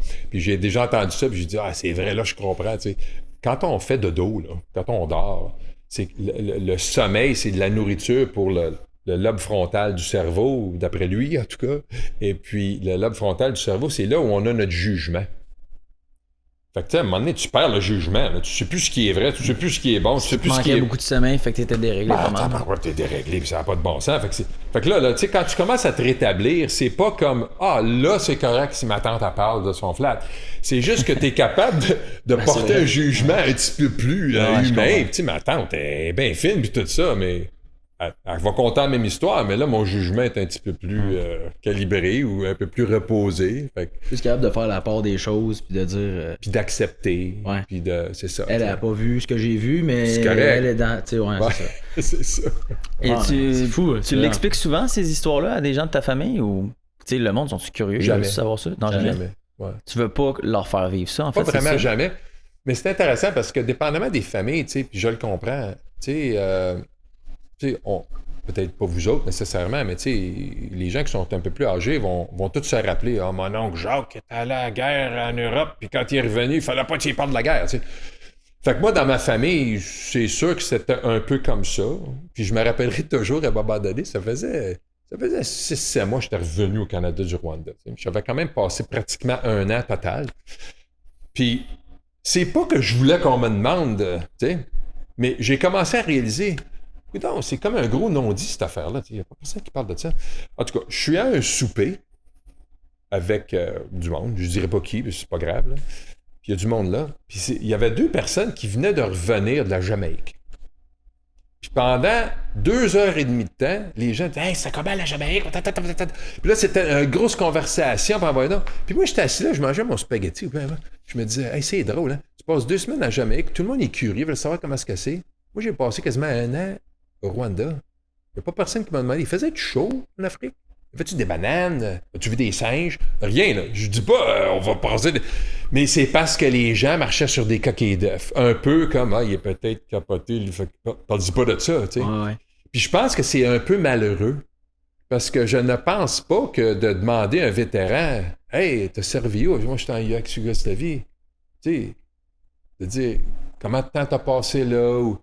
C'est pas ça qui va le faire capoter, là. Ouais. Tu sais? Mais c'est sûr, si tu dis, pis t'as-tu vu t'as-tu tué du monde? Ouais. Ça, c'est des questions. Comment? Tu poses pas ça.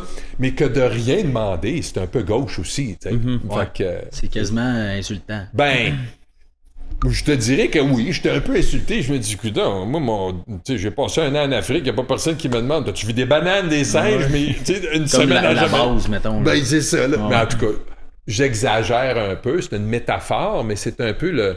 Puis je vous encouragerais de... Tu sais, quand vos prochains invités vont venir, tu sais, s'il y a des ex-militaires, peu importe, calibrez ça avant, puis parlez-en, c'est correct. Si la personne vous dit que c'est correct. Tu sais, fait que, ouais. Bien dit. Qu'est-ce que je voulais dire? Il me semble que j'avais une question. T'avais-tu une question? Moi, j'en ai une. Ouais, c'est ça. La petite musique d'ascenseur. Ouais, je l'ai dans ma tête. Okay. Y retournerais-tu? Oui. Peu importe quel pays, mettons, où t'es allé Oui. comme soldat, ouais. Je suis curieux. Tu sais, puis souvent, je vais aller voir sur YouTube ou des vidéos ou des photos du Rwanda ou de l'Afghanistan. Mais là, c'est sûr que l'Afghanistan, c'est ce qui se passe, là. Plus pour te garder à jour ou... Non, par curiosité. Ouais. Tu sais, tu te dis, ben, c'est-tu mieux? Puis là, ben, dans certains pays, oui, c'est mieux. Tu sais, comme au Rwanda, c'est sûr que c'est mieux aujourd'hui que ça l'était, là. Ça peut être gratifiant de dire... Ben, un petit peu. Ouais. Un petit peu, tu sais. Oui. Mais là, j'ai une totalement différente vie, tu sais. Ouais. C'est plus par curiosité. Là. Ouais, plus... Mais je suis pas sûr que j'investirais du temps et de l'énergie aujourd'hui, à mon âge, là, pour faire ça, mais... Oui, si quelqu'un me disait « Hey, Steph, on va-tu faire une visite? » Probablement que j'irais. Okay. Mais je suis pas obsédé. Tu sais, faut que je voie les plages de Normandie. Non, j'étais pas en Normandie, mais tu sais, il faut absolument que je voie ça. C'est un bon comparable quand même. Ouais. Moi, je suis un genre de gars, c'est drôle, hein, puis j'ai tout le temps été comme ça. Quand c'est fini, je passe à d'autres choses. C'est sûr qu'avec un PTSD, c'est pas facile de passer à d'autres choses, mais ça, c'est une histoire différente. Mais quand j'ai sorti de l'armée, là, j'étais plus aussi pas en santé que je l'étais avant. Fait que quand je suis sorti de l'armée, j'étais correct, là. Puis j'ai retourné mes bottes de combat, puis mes affaires, puis quand je suis sorti du building, c'était fini. C'était fini. La vraie fin. Je suis pas choqué, là. Sauf c'est fini, on passe à d'autres choses, tu sais. Ouais. T'avais d'autres projets, d'autres ambitions. Ouais. Ou d'autres défis, puis envoyer Ouais. donc, let's go, faut que tu mettes ton attention là-dessus, puis tu passes à d'autres choses. Puis ma vie a tout le temps été comme ça un peu, tu sais. Fait que quand c'est le temps de passer à d'autres choses, je passe à d'autres choses. Parce que le Rwanda, c'était ton premier déploiement. Ouais, le premier. Donc là, j'en ai nommé en introduction. T'as fait. Ouais, ça, c'était pas des gros déploiements. Là. Ouais. Fait que je suis allé au Cambodge pour des. C'était des tout petits moments, tu sais. Ok. Fait que c'était pas des. Fait que j'ai fait beaucoup de cultures Mais différentes. principalement, c'était Rwanda puis Afghanistan. Ouais, ça c'était les deux hot là. Ouais. Ouais. Fait que. Mais entre tout ça, tu sais, les militaires canadiens se font shipper un peu partout pour différentes affaires, tu sais. Puis comme en Haïti, j'ai peut-être passé, je me rappelle même pas 2 semaines. Ça a été vite fait. Ok. Tu sais, puis ça a pas été des déploiements par définition, mais je sais même pas comment appeler ça. On n'a pas de nom Des pour ça. missions, genre. Peut-être. Ouais. On va appeler ça whatever. Là. Parce qu'un déploiement, normalement, c'est un 6 mois ou un an ou 9 mois. Tu sais. Là, tu te déploies. Tu as une date, puis tu reviens chez vous. Tu sais. Ça, c'était des petits voyages. On va appeler ça des voyages. Tu sais. Mais Rwanda, t'as fait 1 an, puis Afghanistan, c'était 6 Ben, mois. un c'est ça, an, t'as non, dit? c'est pas un an complet, là. Mais quand j'accumule tous les mois, là, c'est. J'ai jamais fait les mathématiques, mais c'est entre 10 et 11 mois à peu près. Ok. Avec les déplacements, avec tout. Ouais, c'est ça. Tu sais. Puis l'Afghanistan, c'est juste un 6 mois. 6 mois typique, là. Ok. Fait que là, tu pars, tu reviens 6 mois plus tard. Ouais. Je t'ai posé une question tantôt que tu as répondu d'une autre manière que je me serais attendu, mais c'était super intéressant quand même. Je vais te la reposer différemment. Sur le terrain là, où il y a 2 camps qui s'affrontent, là, je voulais savoir comment tu différencies l'ennemi de l'allié. Ben, t'as pas d'alliés. Ben, tes troupes à toi. Mettons, Ah là, oui, nous autres, on est Ouais. tous habillés pareil, puis donc c'est c'est clair. par le style Ah, ouais, vestimentaire. absolument. Ben, tu sais, écoute, en Afghanistan, là, moi, j'ai pas combattu, là, en Afghanistan, là, j'étais dans un quartier général. Fait que, tu sais, des fois, tu vois des films, là, de guerre moderne, Ouais. là. Il y a un paquet d'écrans de télévision, puis il y a des drones, des prédateurs, puis ils droppent des paquet bombes, d'affaires, puis ouais. tu vois les caméras noir et blanc. Moi, j'étais un peu à ce niveau-là, là. Ok. Mais c'est sûr que les gens qui sont sur le terrain, ben, je sais pas si tu as vu des vidéos des soldats afghans, mais ils sont habillés pas comme nous autres. Là. Fait que c'est Non, mais très c'est ça. Non, mais je veux évident, dire, parce que ouais. tu es allé à plusieurs endroits, là, puis il y a Ouais. peut-être des endroits où tu pourrais mal différencier un soldat ennemi que ton allié, je sais pas. Ouais, ben, Des fois, je te dirais que c'est pas aussi clair que ça, mais c'est comme 2 équipes de football. Là. Ok, Tu sais, donc si ça le corps paraît. arrière, il faut qu'il lance le ballon à quelqu'un, là, il est pas obligé de regarder et de dire « Ah, c'est-tu Robert, Ouais, ça? » non. Il va le voir. C'est sûr que des fois, tu as 2 équipes de football qui s'affrontent puis ils vont avoir des uniformes qui sont quasiment la même couleur. Là. C'est pour ça que les équipes ont des chandails différents, tu sais, puis des Ouais. couleurs différentes pour pas que ça soit trop proche. Mais généralement, c'est pas un gros problème. C'est sûr que des fois, il y a des dommages collatéraux, comme on a eu des Canadiens qui se sont fait, qui sont morts sur un champ de tir en Afghanistan par des tirs amis. C'était des avions de chasse. Ok. Ils ont vu des flashs. Ils ont mal pris ça pour un combat. Puis ils ont attaqué mais c'était nos troupes canadiennes. Ok. Fait Tu vois, qu'il y a eu c'était une plus erreur. ça ma question. Là. Ouais, c'est ça. Fait qu'il y a certainement des erreurs, mais le challenge en Afghanistan, encore pas pour moi, j'étais pas sur les lignes de front, mais un des challenges, puis on le savait dans le quartier général, c'est qu'il y avait des talibans qui se déguisaient avec des burqas. Ok. Fait que là... T'attaques qui, là? ben, c'est ça, là. Donc, quand un taliban se met un burqa, là, il a l'air d'une femme, là. Fait que là, c'est qui cette personne-là, tu sais? Et donc, il y a toutes sortes de tactiques. Dans des guerres asymétriques comme ça, c'est pas des guerres conventionnelles. Soldat allemand avec le chapeau allemand, puis l'arme allemand, puis le char d'assaut allemand Ouais, là, contre pas un mal Britannique. d'indices, là. C'est pas mal tough, tu sais? Puis, ce qui est intéressant, puis ça fait partie de beaucoup des conversations aujourd'hui, parce que ce qui se passe en Palestine, puis l'Israël, puis en voyons, puis je veux pas parler de ça, mais ce qui est malheureux, c'est que les gens qui ont jamais été sur ce terrain-là comprennent mal. Comment ça se fait qu'il y a des civils qui meurent? Une gang de sauvages? Non! C'est parce que la guerre, c'est pas... Ben, c'est pas que c'est pas voulu, c'est parce que les gens opèrent dans un théâtre de guerre avec des règlements bien différents. Ouais. Donc, une armée moderne qui fait partie de la Convention de Genève va respecter certaines choses. Autrement dit, si je me fais attaquer, je ne prendrai pas un paquet de femmes et d'enfants pour me protéger. Parce que tu fais pas ça. Mais il y en a qui le font. Il y en a sur la planète qui font ça en ce moment. Ouais. Donc là, quand il y a des femmes et des enfants qui meurent, est-ce que les gens qui ont tué ces femmes-là, c'est des sauvages, des gens qui veulent tuer des femmes et des enfants? Ou peut-être, puis dans certains cas, peut-être, Mais dans d'autres cas, tu sais, Pas du tout, là. puis je pense que tous les soldats canadiens qui sont allés en Afghanistan ont vécu ces moments-là à un moment donné, surtout ceux qui étaient sur le front. Donc, en quelque part, tu sais, c'est facile de lire les nouvelles puis dire, puis là, on entend beaucoup d'affaires. Tu sais, aujourd'hui, j'écoute les dialogues. Tout le monde est un expert. Tout le monde a une opinion. Tout le monde a une idéologie. Puis je pense qu'ils savent pas de quoi ils parlent, tu sais. Fait qu'en quelque part, tu sais, moi, je reste silencieux, puis j'essaie de tout simplement écouter tout ça, puis tu peux pas gagner ces ostinations-là. Non, j'imagine. Mais c'est correct. C'est une bonne affaire que les gens savent pas de quoi qu'ils parlent, dans le fond. Parce qu'ils sont jamais allés, puis c'est correct, puis on vit bien ici, puis gardez vos idéologies, c'est correct. C'est mieux pour leur santé mentale. Peut-être. Ouais. Sur le même sujet, rapidement, est-ce qu'il y a des gens qui ont porté le casque bleu sans être neutre pour un peu se fondre dans la masse? Ou Je penserais pas, ça me surprendrait bien gros, parce que je pense que c'est un rôle, mais tous les gens avec qui j'ai travaillé, puis les gens avec qui j'ai côtoyé, la culture, ça c'est quelque chose, hein. Je pense que, tu sais, des fois on dit on est fiers d'être Canadien, puis tout ça, on est fiers de... Mais on est spécial ici. Puis c'est peut-être de la façon que notre pays est devenu un pays, c'est peut-être de la façon qu'on a évolué en tant qu'être humain, tu sais. Mais, tu sais, puis le prix Nobel de la paix, là, ben, c'est un Canadien, mais c'est pas pour rien, là. C'est un Canadien, il y a bien des années, qui a inventé ça, le maintien de la paix, tu sais. Fait que je pense qu'il y a un genre de fierté à être capable de rester neutre, puis de pas prendre parti. Puis même si tu le sais, tu dis, ils sont bien pires qu'eux autres, mais tu restes neutre autant que possible, puis tu essaies d'être aussi poli et compréhensible. Ouais. Et donc, puis tu sais, ça, je l'ai vécu un peu, puis je me dis, c'est cool ça. C'est cool d'être capable de pas prendre un côté ou de l'autre, mais de vraiment essayer de régler le problème. De calmer le jeu, là. Ben juste ça. Là. Ouais, c'est ça. Ouais, je comprends. On va tous se calmer le pompon, là. Ça va bien aller. C'est possible la paix, tu sais. Ouais. Fait que, en tout cas. Ok, ben c'est beau à entendre. Ça veut Ouais, dire je pense que c'est, oui. c'est que du bon, entre guillemets. Là. Oui, puis je pense que des fois, on perd cette notion-là. On se modernise extrêmement, tu sais, puis c'est tout bon, là, mais on oublie qui on est, je pense, dans le pays, tu sais, en tout cas. Ouais. Sans généraliser, évidemment, Ouais. mais je suis d'accord, ouais.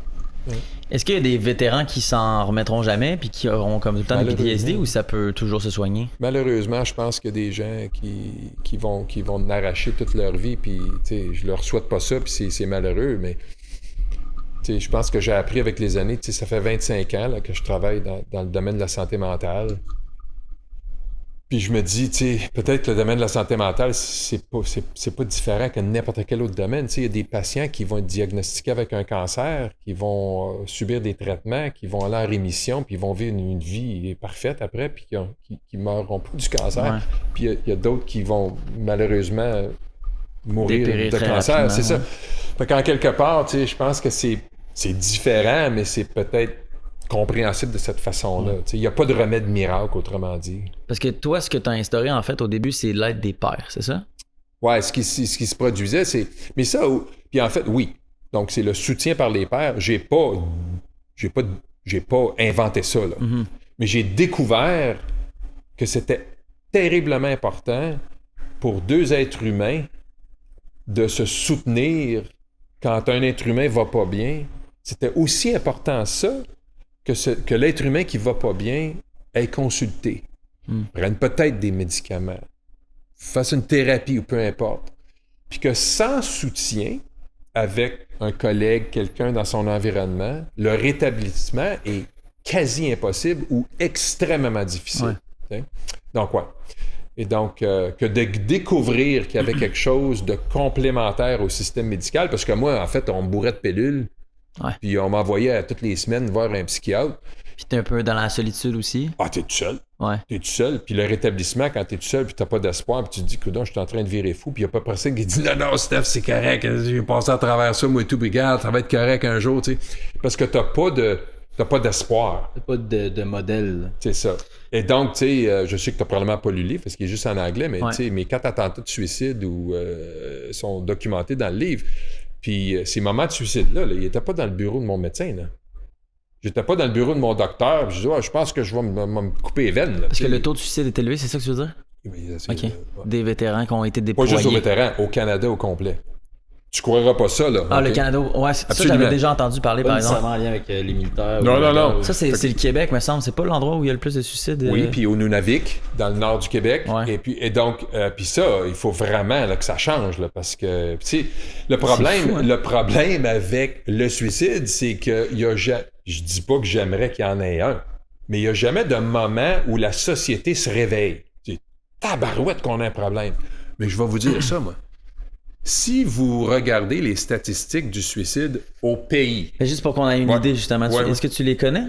Les statistiques? Ouais, c'est quoi les statistiques? Oui, c'est ça. Il a l'air de partir pour nous les dire. Ouais.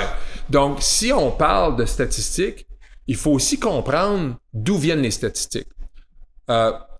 J'ai eu un close call, disons, avec le suicide, où j'avais une note de suicide. J'en ai eu un autre où il n'y avait pas de note. Et cet autre-là, c'était sur une autoroute où je me demandais si je frappe le prochain pilier, là, à quelle vitesse il faut que je frappe le pilier pour que le airbag fasse sa job, mais que je survive pas? C'est-tu 200, 210, tu sais, puis là, finalement, je l'ai pas fait, là. Mais si j'avais frappé le pilier, là, ça aurait été décrété comme étant un accident, pas un suicide. Mais je sais, mais ça aurait été un suicide, OK? Donc, quand on parle de statistiques suicides, il faut vraiment comprendre que ces chiffres-là, c'est une partie de l'iceberg. C'est pas l'iceberg au complet. Et donc, aujourd'hui, il y a environ entre 4 et 5 000 humains au Canada où c'est officiellement décrété qu'il y a un suicide. Puis juste pour vous donner l'ampleur, c'est l'équivalent de 18 737, Boeing 737 qui s'écrase. À toutes les années. Et par rapport à d'autres pays, ça ressemble à quoi? Ça, je le sais pas. OK. Je le sais pas. Faut que j'inventerai pas des affaires. Je le sais pas. Je vais pas dire n'importe quoi aussi, mais j'avais peut-être lu que c'était une des places dans le monde où il y a le plus de suicides, mais je suis comme pas sûr non plus, fait que je veux pas le... Ouais. Mais tu sais, si on parle de chiffres comme 18 écrasements d'avions, là, où tout le monde meurt. Si tu additionnes tous les passagers, puis le pilote, m'envoie donc tout le monde meurt, c'est pas mal d'écrasements d'avion, ça, là. C'est plus qu'un par mois, tu sais. C'est gros, un 737. Ben, c'est ça, là, tu sais. Fait que là, tu te dis, comment de temps ça prendrait à la société, aux compagnies aéronautiques, de dire, hey, on a un problème, là. On a un écrasement à toutes les 3 semaines. Il va falloir faire quelque chose, tu sais. Mais vu qu'un suicide, il y en a un là-bas, un ici, un là, un par là, il n'y a pas de ce que j'appelle un mass casualty, là, tu sais. Et donc, on est un peu comme, c'est de valeur, tu sais. On pourrait juste sauver une vie. Mais les gens disent des choses comme ça, mais il n'y a rien qui change. Donc, nous, c'est ça qui nous motive, nous autres. C'est vraiment d'aller stratégiquement essayer de créer des programmes de soutien ou de façon complémentaire à tout ce qui se passe dans le domaine clinique. Parce qu'encore une fois, mes attentats ou mes close calls, c'était jamais dans le bureau de mon médecin. Fait que le médecin faisait sa job, là. Mais moi, il fallait que je survive entre les appointements médicaux. Et les patients, les gens qui en arrachent, qui passent à travers le tordeur de la vie, en haut du cou, sont pareils. Ils perdent l'espoir, ils pensent qu'ils sont les seuls à traverser ces moments-là, quand en fait, il y a peut-être quelqu'un à 20 pieds qui sait exactement ce qui passe à travers, si on pourrait juste les connecter les deux. Parce que sûrement que si on revient dans le domaine militaire, il doit y avoir encore un gros tabou sur la santé mentale ou... Moins en moins. De moins en moins? Moins en moins. Okay. Puis ça, c'est pas moi qui le dis, ça a été rapporté par des collègues qui me disent « Hey Steph, en passant, je suis allé... » En fait, j'ai eu un email il y a à peu près 2 ans, une travailleuse sociale, qui a dit « Steph, elle dit, tu sais, le terme que tu as créé, la blessure de stress opérationnel, là, j'étais sur telle base, je pense, en Alberta, à Edmonton. » Puis elle dit, les gens parlent avec ton nouveau langage. Fait qu'au lieu de dire, hey, je me demande si le caporal un tel a le PTSD, ils vont dire, je me demande si le caporal un tel a une blessure de stress. Puis ça, c'est hyper important, le langage qu'on utilise. Parce qu'en fait, pour que les gens comprennent, parce que je l'ai lu, c'est pour ça que je le comprends, tu as changé en fait la notion de PTSD, c'est ça pour que ça soit... Ouais, c'est ça. Fait que le terme PTSD, c'est un terme médical, clinique, qui est diagnostiqué. Autrement dit, ça prend un psychiatre qui va dire, ou un médecin qui va dire, ah, toi, Rémi, je te diagnostique avec une jambe brisée ou peu importe, ou un diabète ou un PTSD. T'sais. Mais ça, c'est un terme clinique. Puis le terme clinique, tu sais, le D, là, c'est un désordre. Autrement dit, tu dis à quelqu'un, là, toi, t'as un désordre. T'as un désordre dans la tête. Très péjoratif. C'est maison. Ouais. Donc, moi, je me suis dit, il faut que notre culture utilise une terminologie plus terre à terre. Puis un soldat, Pour qu'elle soit mieux reconnue aussi, c'est ça? il y a ça, puis aussi que ça soit moins péjoratif, moins stigmatisant. Donc, le terme blessure, quelle sorte de blessure? Une cheville tordue? Non, une blessure de stress opérationnel, donc BSO, en anglais, Operational Stress Injury. Et donc, juste en changeant le langage, là, une fois qu'on comprend, puis on a lancé des grosses campagnes d'éducation à l'intérieur de mon ancienne force de travail, pour que les gens comprennent, quand t'as le PTSD, t'es pas fou. Parce qu'en fait, t'es blessé. T'es blessé par quoi? Trop de stress. Ça, je peux accepter ça un peu plus. Donc, les gens s'acceptent un peu plus. C'est pas parfait, mais c'est un premier pas. Et il y a un genre de mouvement à ce moment où ça prend un peu dans les forces policières. Je pense qu'il y a de plus en plus dans cette direction-là. Yeah. Donc, ça change pas tout. Ça guérit pas personne, ça, là. Sauf que les gens vont peut-être moins rire du gars qui souffre. Parce que les blessures physiques sont toujours super reconnues parce que c'est visuel, puis après mental. C'est acceptable. C'est invisible. T'as tout compris. Ouais. T'as tout compris. Mais c'est vrai, on a reçu des policiers, puis je veux dire, on a reçu 2 policiers retraités, puis ils nous l'ont dit, là. Une police scientifique, lui, il a pris une dépression. C'est ça. Il a remarqué il a réalisé plus tard qu'il était en dépression quand il a pris sa retraite, là. Ouais. Mais ça. Fait que c'est inévitable que dans ces cadres de travail-là, c'est Puis dans toutes nos entreprises au Canada, au niveau provincial, le système de santé est encore très clinique. C'est correct. Des médicaments. Puis c'est correct. Je dis pas que c'est mauvais, là. Sauf que, tu sais, quand tu as une jambe cassée ou tu as un diabète, la solution est probablement 100% chimique, 100% médicale. Mais au niveau de la santé mentale, on sait aujourd'hui, les études probantes nous le disent. Si tu fais rien que donner des pilules à quelqu'un, puis tu y parles en thérapie de temps en temps, c'est pas une mauvaise chose. Puis on devrait continuer tout ça, mais il manque quelque chose. C'est un genre de tabou. Je dis souvent, c'est un genre de tabouret à 2 pattes, cette affaire-là, tu sais. Les médicaments, c'est bon. Ça tient pas trop. C'est ça tient mal. Mais ça veut pas dire que les 2 pattes, les soins cliniques, les médicaments, ces 2 pattes-là sont importantes, là, mais il manque quand même une autre patte. Ouais. Puis l'autre patte qui manque, c'est le soutien social. C'est ce soutien-là par quelqu'un qui comprend, qui va être capable de dire « mais écoute, t'es pas en train de capoter, c'est correct. C'est correct. » Ben, c'est plus compliqué que ça, là. Mais tu sais, tu peux comprendre cette conversation-là d'humain à humain, c'est pas de la pitié, mais c'est du soutien. Puis il y a une grosse différence entre la pitié. Tu sais, oh, pauvre Rémi, tu es fragile. Il y a de l'orgueil aussi, là, par rapport à ça, sûrement. Des fois. D'en parler, tu sais. Sauf que lorsque tu peux être en contact avec quelqu'un qui comprend parce qu'il a vécu une problématique semblable, l'orgueil a disparu vite. Ouais. Parce que tu te sens compris. C'est pas quelqu'un qui dit... tu sais, c'est comme de la sympathie puis de l'empathie. Tu sais. De l'empathie, c'est parce que tu comprends, parce que tu l'as vécu un peu. Tu peux vraiment te mettre dans la place de l'autre. La sympathie, c'est « Ah, pauvre toi, là, tu sais. Tu fais bien pitié. » C'est plus ça a l'air triste que c'est triste. C'est ça. C'est triste. Tu te sens moins comme une victime. C'est triste, mais tu peux t'en sortir. Ouais. Puis ça, c'est là où ça change énormément la donne. Puis quand la personne qui passe à travers le tordeur de la vie a ce bénéfice-là, de rencontrer quelqu'un. Puis c'est ça nous autres, c'est rien que ça qu'on fait. On va dans des corpos, on crée ces programmes-là, puis là, c'est les employés qui se soutiennent. Là. Puis c'est drôle parce que tous nos clients, c'est drôle, ils nous disent tout au début, « Ouais, je pense que ça m'a marché ici parce que nous autres, tu sais, il y a bien des priorités, puis il y a de la stigmatisation, santé mentale. Il y a pas là, personne. tu parles quand tu aides en santé mentale dans les entreprises? Ouais, c'est ça. Tu sais, une zone corpo de 5000 employés. Ils vont nous dire, ben, ça ne marchera pas ici parce qu'il y a tellement de stigmatisation. Il n'y a pas des employés ici qui ont déjà développé une dépression qui vont dire, ouais, je vais être père aidant. Parce qu'ils disent, ils vont être trop embarrassés. Mais je dis, donnez-nous du temps. Couple de mois plus tard, après qu'on a fait notre job, on a préparé le terrain un peu, on est intimidé par le monde de gens qui viennent appliquer. En fait, la police de Toronto, on vient juste de finir une campagne de recrutement pour leur père aidant à l'intérieur de la police de Toronto. Il a fallu arrêter les entrevues. On avait trop de monde. OK. C'est dans un cadre policier, là, où il y a énormément de stigmatisation et de jugement. Et donc, quand tu prépares le terrain, c'est possible là, de... Ouais. Okay. Puis ces gens-là veulent tout simplement soutenir quelqu'un. Ils veulent pas se faire payer, ils veulent pas de médaille, ils veulent rien. Ils veulent juste soutenir quelqu'un d'autre.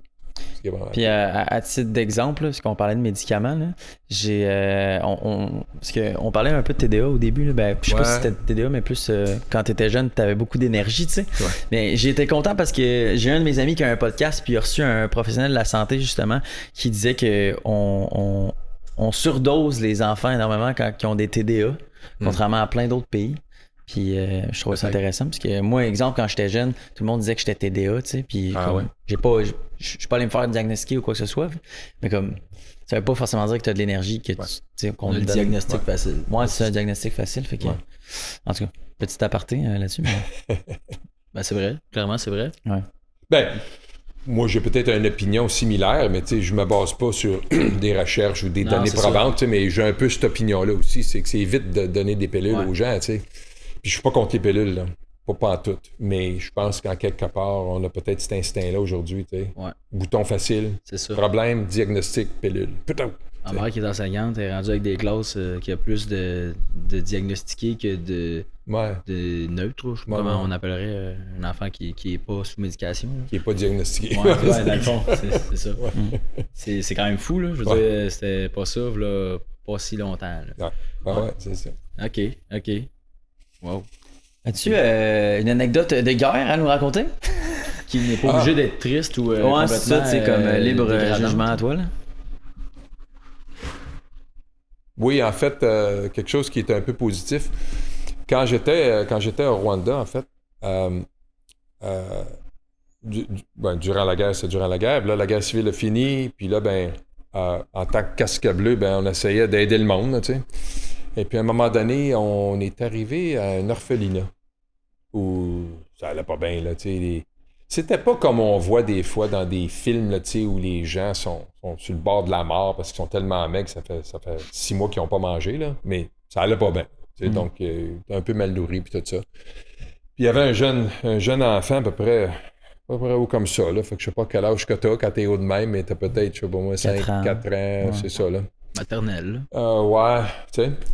Puis il avait tous les doigts amochés. Pauvre petit. Tous les doigts amochés. Comme plus de doigts, là. Puis comme l'histoire qu'on a... Ouais, c'est ça. On dit tabarouette, qu'est-ce qui est arrivé, lui? Fait que là, il y avait des sœurs, des religieuses qui s'occupaient puis faisaient ce qu'ils pouvaient. Fait que là, on dit, qu'est-ce qui est arrivé au petit gars? En tout cas, il y avait un paquet d'affaires. Tu sais, là, les Canadiens étaient là, puis il y a des gens qui lavaient les enfants, il y en a d'autres qui les aidaient, en tout cas. Fait que là, moi, je me dis, qu'est-ce qui est arrivé au petit gars? Fait que là, je me fais raconter ce qu'on me dit, mais là, c'est-tu vrai ou pas vrai, mais je sais pas, mais je me dis, c'est pas des mains normales, ça. Là. En tout cas, ce qu'on me dit, c'est qu'au début de la guerre, l'Interahamwe était arrivé, puis il avait commencé à sacrer des coups de machette sur tout le monde, puis là, lui, il s'était fait amocher les mains, puis là, les religieuses qui étaient là, ils étaient plus là, mais les religieuses qui étaient là à ce moment-là, savaient pas comment arrêter le segment, fait qu'ils ont pris les mains du petit gars, puis ce qu'on m'a dit, c'est qu'ils ont mis les mains dans le feu pour cauteriser tout ça, fait que là, ça a fait... Ça a figé de même. Fait que là, l'être humain, il n'y a plus de doigts. Là. En tout cas, longue histoire courte. Durant mon séjour là-bas, mon père, ça a tout le temps été un bon gars. Il aidait le monde. Puis... Fait que mon père a identifié que les Shriners à Montréal avaient la technologie pour opérer ce petit gars-là. L'hôpital Shriner à Montréal. Je vois où ça s'en va, puis ça a l'air intéressant. C'est ça. Et donc... on fait des démarches. Puis à un moment donné, je me rappelle, il fallait faire un test de sida. Parce que si on voulait amener quelqu'un au Canada, il fallait qu'on était allé là, pauvre petit. Il a piqué du sang, puis il a volé du sang, puis il braillait, pauvre petit. Ouais.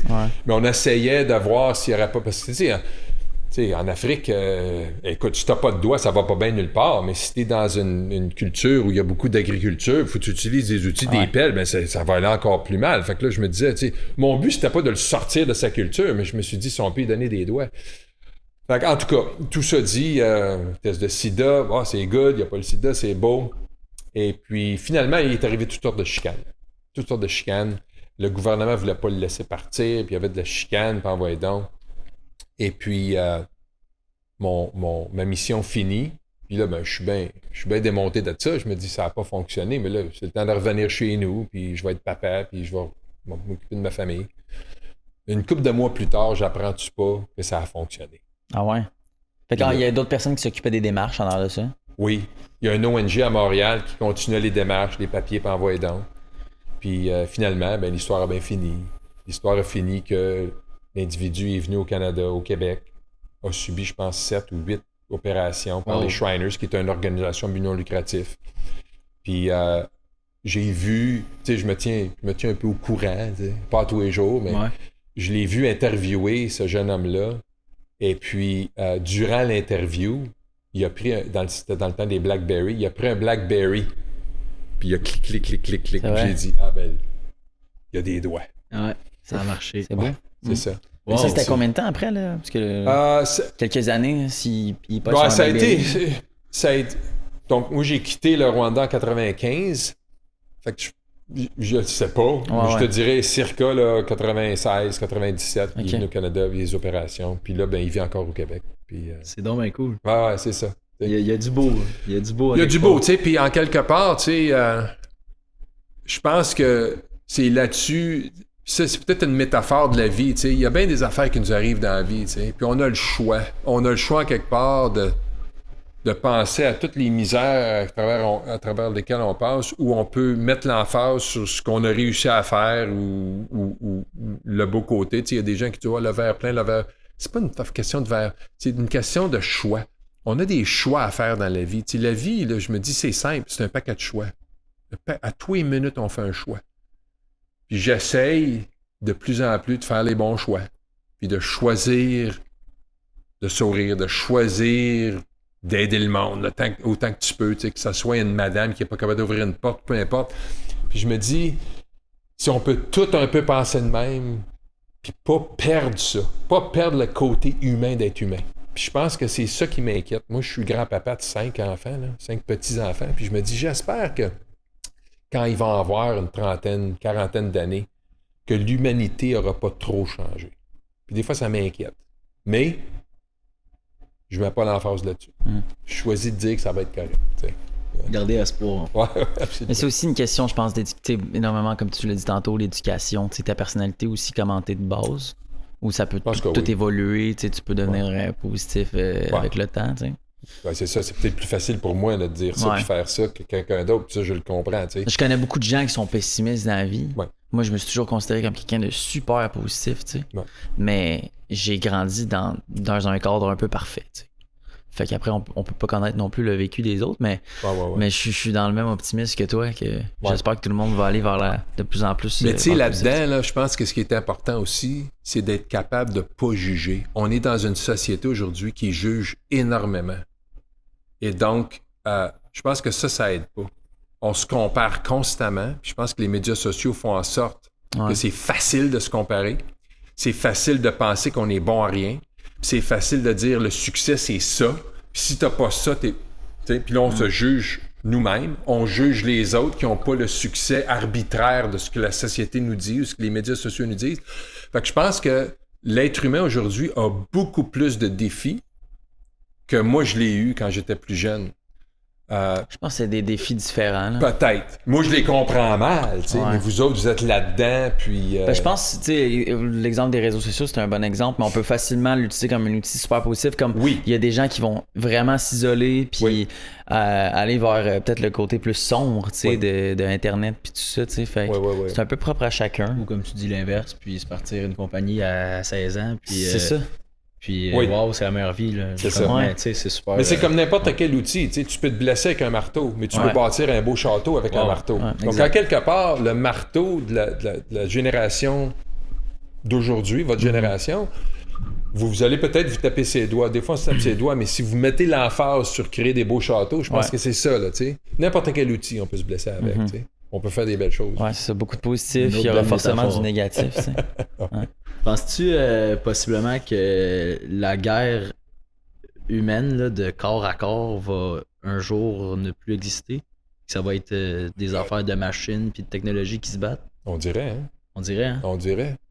Je te dis, moi, quand je regarde ce qui se passe en Ukraine en ce moment, puis même dans d'autres pays, là, les drones, les fameux drones, là, quand j'étais dans le blindé, moi, on n'avait même pas le mot drone. Là. Drone, c'était peut-être même pas dans le dictionnaire, dans les années 80.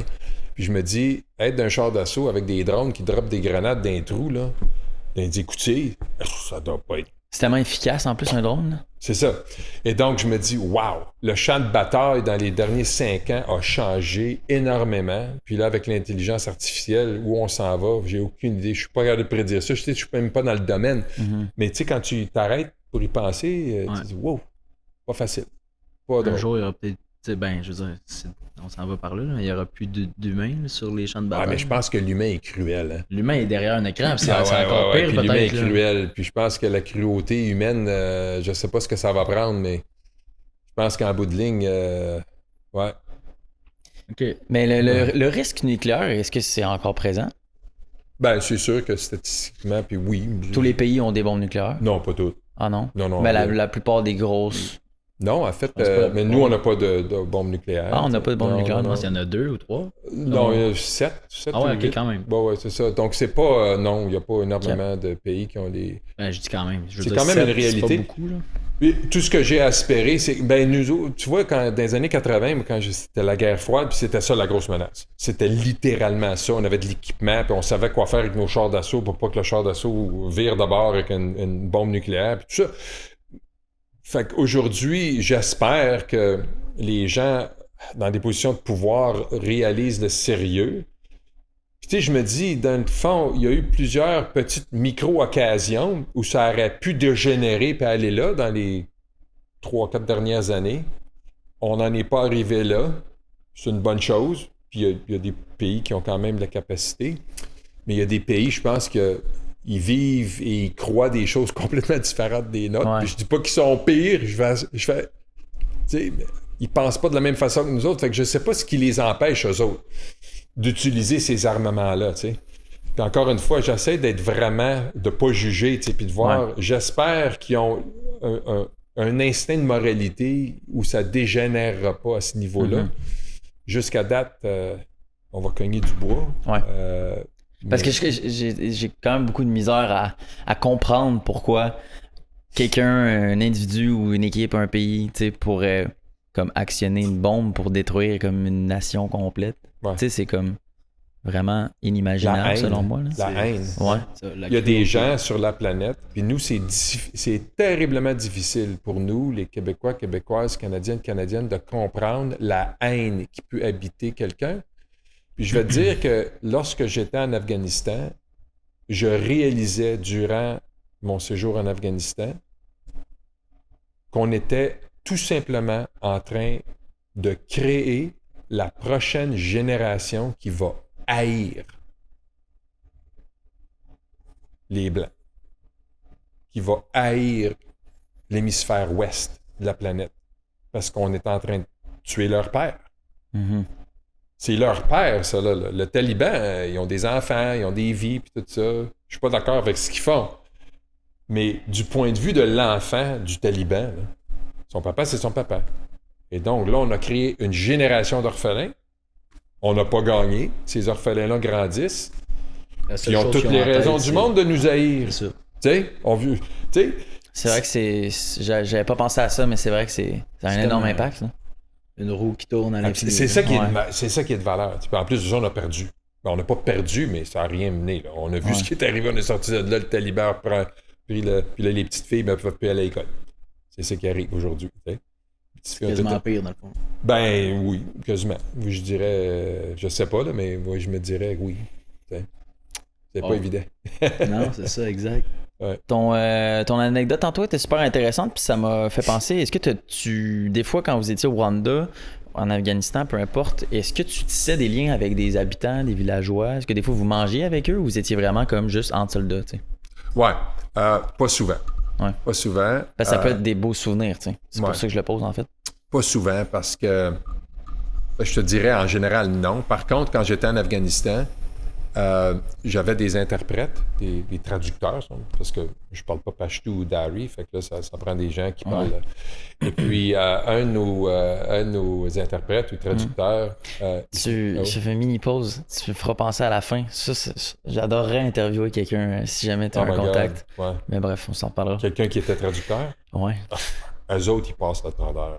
Parce qu'eux autres, ils venaient sur le camp. Le camp à Kandahar, là, c'est un aéroport. Ouais. Imagine l'aéroport de Dorval, puis les pistes d'atterrissage, puis le terminal. Puis partout où il n'y a pas une piste, il y a des tentes et des buildings temporaires, OK? Puis on est tous là-dedans, nous autres, là. Fait qu'il y a des avions qui décollent entre les tentes, essentiellement, tu sais. Puis le camp, ben, il était entouré d'une grosse barricade, puis c'est dur de rentrer là-dedans, tu sais. Mais imagine-toi que nos interprètes, là, à tous les matins, ils partaient de la ville de Kandahar, qui est, disons, d'Orval, dans le trafic, parce qu'il y a énormément de trafic à Kandahar, puis ils viennent sur la base, puis des fois, ils retournent chez eux, puis le Taliban, quand ils se lèvent le lendemain matin, il y a une lettre du Taliban qui dit « Je le sais pour qui tu travailles, puis si t'arrêtes pas de travailler pour eux autres, il m'a tué toute ta famille, mon esti. » Imagine-toi, là. C'est Okay? c'est Fait qu'on parle de bravoure, là. Ça, c'est de la bravoure, là. Ah, parce que c'est 10. vrai, parce qu'en fait, un interprète, exemple, de l'Afghanistan, il vient pas du Québec. Non, c'est C'est ça. ça. Puis Il vient vous de parlez là. en anglais aussi avec eux, là. Puis il vit là. C'est pas un militaire. C'est pas un militaire, c'est un civil qui parle anglais. C'est ça, sa job. Qu'on a engagé, on le paye bien, mais à tous les soirs, il retourne chez eux, il fait dodo. Quand il se lève le lendemain, il revient sur la base, puis là, il se lève, puis il y a cette lettre-là. Là. Jamais armé aussi, j'imagine? Non. Ah. On appelait ça des night letters, là. OK. En tout cas, fait que ce jeune homme-là, un matin, il nous annonce qu'il va se marier. Il est tout fier de ça, ben ouais donc, puis la guerre, une guerre, la vie continue dans le fond. Fait que lui, il se mariait, puis gros party, puis là, il nous a amené un paquet de bouffe. Puis on a eu un genre de... On pouvait pas aller au mariage. Ouais. Party. Je fais pas ça, là. Puis, mais on a eu un... Fait que, tu sais, on a eu des liens, mais c'est des liens semi-artificiels. C'est pas vraiment on vit avec les locaux, puis tout ça, là. Peut-être des petites initiations à la culture, genre? Petite initiation, mais très peu. Okay. Moi, quand j'ai quitté l'Afrique, je comprenais que je comprenais pas la culture.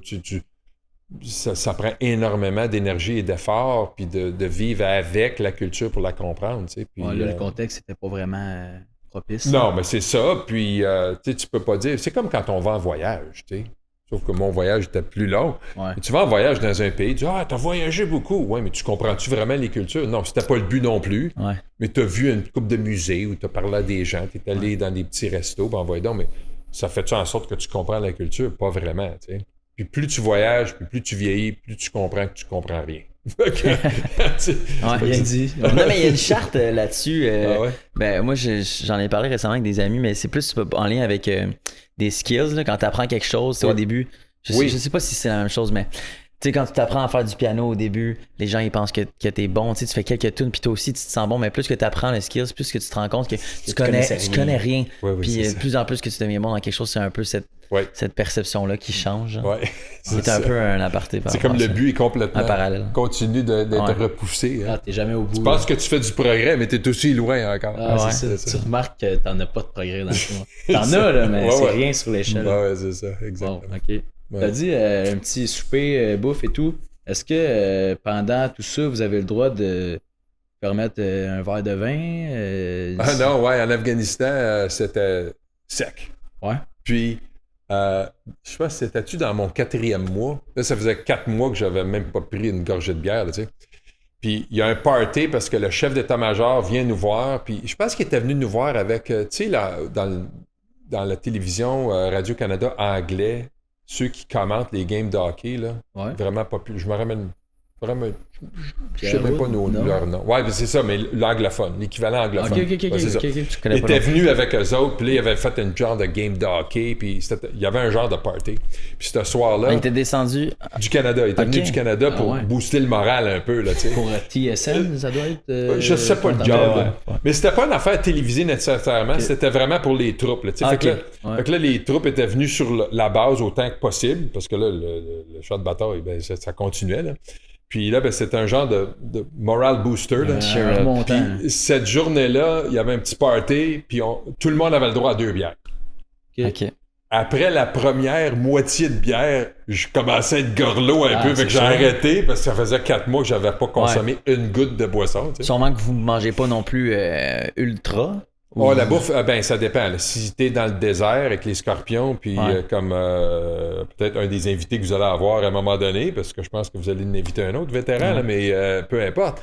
Mais je pense que lui, il a vécu les scorpions. Moi, j'ai pas vécu ça là, en Afghanistan. Mais et donc, lui a probablement sans doute mangé de la bouffe qui est pas très... Ben, on a tous mangé des rations dans l'armée, mais lui, il a probablement mangé ça bien plus que moi en Afghanistan. Moi, en Afghanistan, il y avait des grosses cuisines, un peu comme à Bay James, des gros chantiers de construction, là, les cuisiniers, puis envoyer donc. Fait que moi, je n'étais pas à plaindre ben là, en Afghanistan. Pas pour ça, De la salade, des tomates, envoyer donc du gruau le matin, tu sais, fait que... Ok. Mais ceux qui sont dans le champ, avec le pack-sac, C'est limité pas mal. c'est ça. C'est pas pas comme bon, ça. Ils n'ont pas de comprends. salade, eux autres, là, tu Non, sais. c'est ça. C'est Ok. ça, ouais. Ok. Alright. Cool. Puis, Ouais, ben vas-y, ce que c'est. ben, anyway, on... Ben, ce que je voulais dire, c'était juste, on va essayer de finir dans les prochaines 10 minutes, puis C'est beau. peut-être parler du livre, puis de sa job en ce moment, genre. Je veux savoir avant ça, un militaire qui arrive là, et qui ne se sent plus bien au point Ouais. tel de dire je quitte, ça se peut-tu? Je quitte l'armée? Ou je quitte la vie? Non, l'armée. Genre, je retourne chez nous dans mon confort de. Ah, de tu veux mon- dire un militaire qui est déployé Ouais, outre-mer, exact, qui dit, dit, là, moi, je lâche. je peux plus, là. J'ai jamais vu ça. Non? Moi, j'ai jamais vu ça. C'est peut-être arrivé, mais moi, j'ai jamais vu ça. J'ai jamais entendu parler de ça. Non. Fait Un que non. déserteur. Ouais, Alors, ça, comme c'est un genre de... Ou quelqu'un qui veut pas faire sa job, autrement dit. Ouais. là, tu sais. Ouais, ben, des fois, qui veut pas ou qui peut plus, là, je veux dire. Ah, qui j'imagine- peut plus, c'est différent. Oui, c'est déjà... Ouais. Ça, c'est déjà arrivé. Ouais. Ouais, c'est Plus, déjà arrivé. tu sais, psychologiquement, que Ouais. j'en ai trop vu, là, ça marche plus, là. Oui, ça, c'est arrivé à quelques reprises que oui, des militaires, après des événements X, Y, Z, ont sorti des lignes de front, sont allés en arrière, puis ils se sont fait donner un break, ou ben donc, ça a été décidé, OK, lui, Ouais. il s'est pris un break là, parce que c'est trop plein, tu sais. On peut te donner un poste différent aussi, peut-être. Ouais, mais normalement, ça peut prendre, on appelle ça un accommodement. Tu sais, donc, Ok. un militaire qui est plus capable de faire la job qu'il faisait originalement, qui passe à travers le tardeur, qui a de la misère, il va avoir des accommodements. Autrement dit, on va dire, hey, veux-tu faire ça au lieu? Mais il y a quand même un certain poste limité, là, tu sais, tu peux Ouais. pas accommoder une armée au complet. Non, c'est ça. Il faut Tu quand peux même... pas devenir médecin, là, je veux dire. C'est tu peux ça, pas, dépendamment de tes talents, puis tout C'est ça. Puis des besoins de l'organisation, tu sais.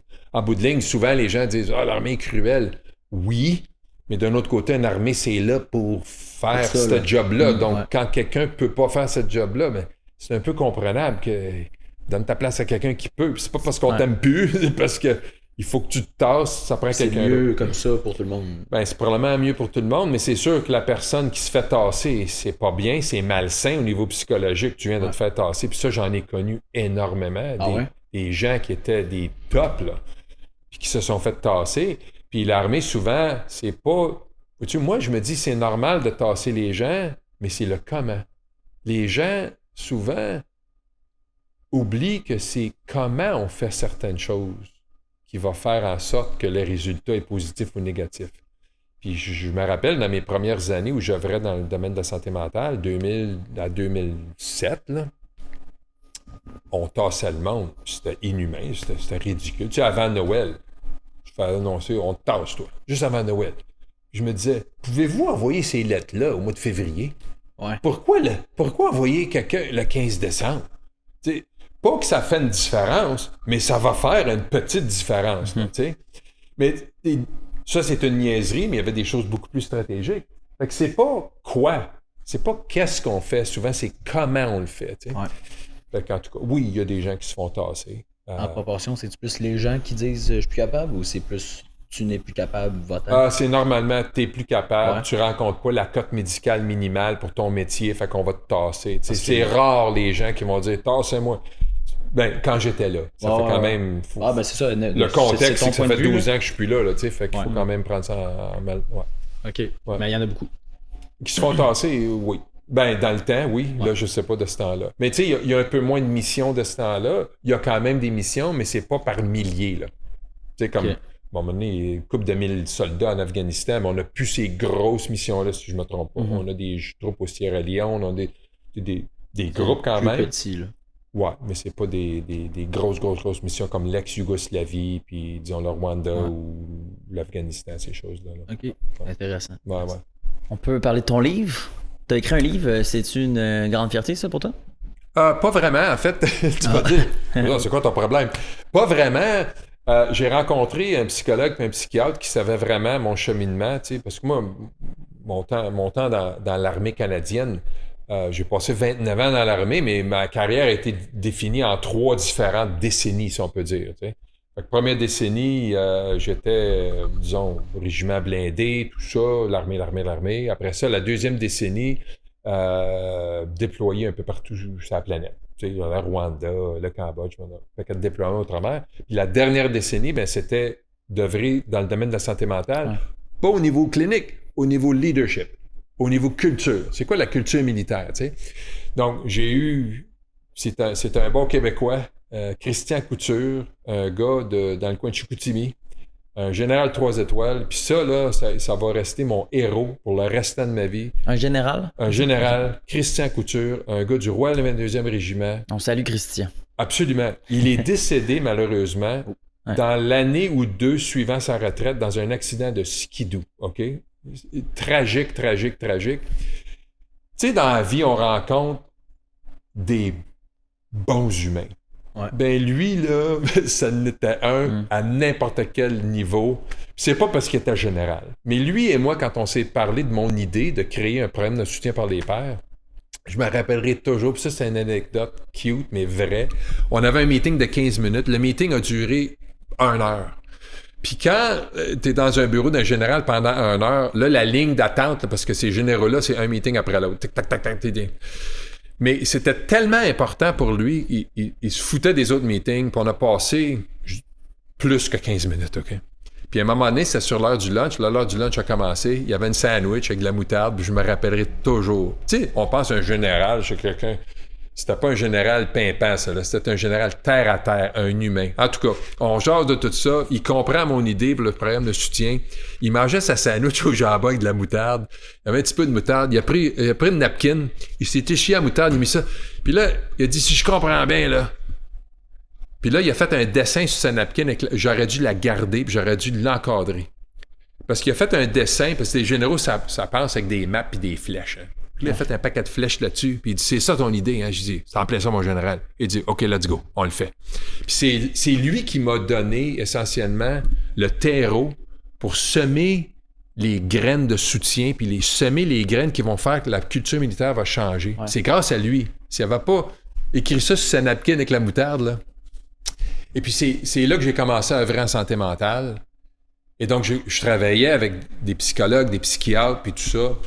Et puis, bien des années plus tard, je vais souper à Hamilton, en Ontario, avec un psychiatre et un psychologue.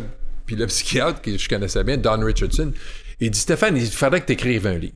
Il dit, il faut que tu écrives un livre. Je dis, ben pourquoi? Ben, il dit, tu sais, il dit, écris un livre.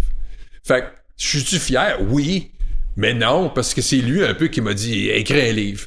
Puis l'autre raison pourquoi ma fierté n'est pas énorme, c'est parce que c'est pas moi qui l'ai écrit, le livre. J'ai trouvé quelqu'un qui la plupart du temps, c'est un peu ça, là. Ouais. Tu sais, je veux dire, tu racontes ton histoire, puis un auteur vient te l'écrire. Tu sais, si tu regardes sur la page couverture de mon livre, c'est Adam Montgomery, là. Puis il est là parce que c'est lui qui l'a écrit, le livre. Tu sais. Fait qu'il a écouté, là, je loadais des histoires. On avait quand même un plan. Je loadais des histoires sur un Google Drive. Lui, il écoutait ça, il transcrivait ça, puis il a écrit le livre. Je l'ai payé, puis il a écrit le livre. Fait que tu sais, quand je me dis, je n'ai pas écrit un livre, j'ai raconté un livre. Il l'a tissé ensemble. Et puis, c'est ça qui est ça. Ouais. C'est-tu un peu comme un roman? Genre? C'est-tu romancé? Non, c'est l'histoire de ce qui m'est arrivé. Ouais, c'est littéralement. Les faits, puis comme un peu comment tu l'as vécu. C'est ça. Ben, en fait, ça commence, c'est pas toute ma carrière, parce que ma carrière, c'était bien normal. Mais je voulais vraiment mettre l'accent sur la santé mentale. Puis, le livre commence, j'atterris au Rwanda. OK. Puis le livre finit, puis on a un programme de père aidant dans l'armée canadienne. Fait que la fin du livre est un peu plate, je pense, parce que là, tu sais, le début, les 3-4 premiers chapitres, là, tu tournes les pages, là, il est arrivé telle affaire, des anecdotes, tu sais. Et là, c'est le retour au Canada, le dérapage, ce qui m'est arrivé, les suicides, les enfants, envoyés donc. Puis j'ai même donné, là, je suis séparé ou divorcé, je suis remarié aujourd'hui. Mais j'ai donné la place à mon ex-épouse. Elle a pas un chapitre, mais elle a une portion, c'est quoi qu'elle a vécu, elle, là-dedans aussi. Pour un genre de témoignage. Intéressant. Fait que c'est un peu. Ouais. Mais c'est pas facile pour les familles, tu sais. Ils n'arrachent eux autres. Ils n'arrachent. Plus que nous autres, je vous dirais. Parce que si les gens veulent avoir plus de détails sur les histoires comme plus choquantes, je pense que tu l'as décrit dans le livre, c'est ça? C'est décrit dans le livre, malheureusement. J'avais une collègue ici à Montréal qui m'a dit, Stéphane, elle dit, je te fais rencontrer une paquet de maisons d'édition, je connais telle personne. Et puis, tout ça a eu lieu. Mais malheureusement, au Québec, il n'y avait personne d'intéressé, donc ça n'a pas été publié au Québec, ça a été publié qu'en anglais. OK. Puis c'est pour ça que ça me faisait plaisir de venir vous jaser, parce que c'est la première fois en fait, j'ai lancé ma compagnie il y a 12 ans. On travaille partout au Canada. J'ai jamais envoyé une facture à une compagnie québécoise. OK. Parce que soit que ce qu'on fait leur parle pas ou ils nous ont pas découvert, puis c'est pas de leur faute parce que vu, tu sais, moi je travaille où on nous invite, je fais pas de la grosse publicité, tu sais. Mais je me suis dit, il y a des gens au Québec qui sont intéressés par ce que je fais, mais allez leur parler, coudonc. Ben, on est content d'être c'est littéralement la première fois. premier projet. Vous êtes les premiers, si dans on le peut fond. faire en sorte que ça pousse un peu plus au Canada, au Québec. On va voir, mais ça me fait plaisir d'être ici, puis de vous jaser, puis ouais. Ça nous Le fait plaisir plaisir est aussi. partagé. Ouais. On peut te poser une des dernières questions qu'on pose à la fin. As-tu des questions pour nous? Ou peut-être avant ça, en fait, as-tu des choses qu'on n'a pas discutées sur le sujet que tu aimerais peut-être amener? Des points intéressants ou Ouais. autres. Ben, je pense que ce qui est toujours plus intéressant pour moi, oui, il y a quelque chose qui est plus intéressant aujourd'hui pour moi d'en parler, puis on n'en a pas parlé, mais c'est correct, là. Moi, je suis comme en vacances, là. Mais c'est de regarder la situation actuelle des êtres humains actuellement, puis la problématique, et puis... mais ça, tu sais, c'est pas nécessairement important, mais la trajectoire de la société canadienne, québécoise, québécois, puis je viens justement de rencontrer là, certaines personnes au Québec, justement, qui sont peut-être intéressées de voir un peu qu'est-ce qu'on peut faire ensemble. La trajectoire, elle n'est pas positive, là. Et donc, il faut vraiment... Au niveau santé mentale. Au niveau santé mentale. Et donc, ce que je dis à n'importe quelle occasion, puis c'est un message que j'aimerais envoyer à tous ceux qui vous écoutent, il faut arrêter de faire du copier-coller au niveau des problématiques de santé mentale. Il faut reconnaître que les interventions cliniques, les interventions thérapeutiques, les interventions chimiques sont importantes, mais tant et aussi longtemps qu'on n'aura pas figuré une façon de soutenir les gens entre ces fameux appointements médicaux-là, là, on ne changera pas vraiment la donne. Puis ça, c'est plus juste moi qui le dis, ce sont les études, les recherches probantes en Angleterre, en Nouvelle-Zélande, en Australie, aux États-Unis et certaines au Canada. Puis ce que je trouve de plus en plus, ce qui est un défi pour moi, c'est de ne pas être capable de comprendre, malgré ces recherches-là, ces études probantes-là, comment ça se fait que les gouvernements, comment ça se fait que les médecins, ils sont tous capables de lire, là. Ils peuvent lire ces études-là et se dire « Hey, il faut vraiment investir dans ces interventions paracliniques-là pour être capable de vraiment soutenir le rétablissement de l'être humain. » Donc, je me dirais, ça, c'est un message qui est vraiment clé parce que... Mais là, on parle-tu plus de guérir ou on parle de prévenir? On parle de rétablissement. OK. Rétablissement... Guérir. Oui, non, il y a une différence, vois-tu. Moi, je suis un gars qui prend encore des pilules. Guérir, c'est que t'es blessé, puis rétablissement, c'est que c'est un peu avant d'être trop blessé, genre, c'est ça? Non, je te dirais, tu peux être guéri, disons, d'une grippe. Lorsque tu n'as plus les... Tu sais, quand on a une grippe, là, tu tousses, puis envoies donc, puis là, disons, tu as un virus, tu prends des antibiotiques. Ben, T'as la COVID. Ouais. OK. T'as la COVID. Là, tu prends tes pilules, tu prends tes médicaments, t'arrêtes de tousser, tes symptômes sont finis, t'as fini la grippe, on n'en parle plus. Tu vas peut-être bien pogner une grippe plus tard, mais là, t'es guéri de la grippe, ou peu importe. Ça, c'est... Je suis pas un médecin, là, OK? Fait que je parle de façon bien terre à terre. T'es guéri.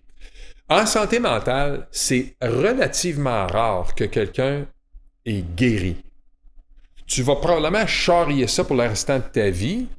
Pas tout le monde, beaucoup de gens. Donc, le terme qu'on utilise, c'est être en rétablissement ou soutenir quelqu'un durant son rétablissement. Il n'y aura peut-être jamais de guérison. Autrement dit, j'ai pris des pilules ce matin. Je ne suis pas contre les pilules, moi. Je prends encore des pilules. Donc, est-ce que je suis guéri? Si j'étais guéri, techniquement, je ne prendrais plus de médicaments. Est-ce que quelqu'un qui a le diabète est guéri? Non. Il a encore la condition, mais il la gère de façon adéquate. Il vit sa vie ou elle vit sa vie.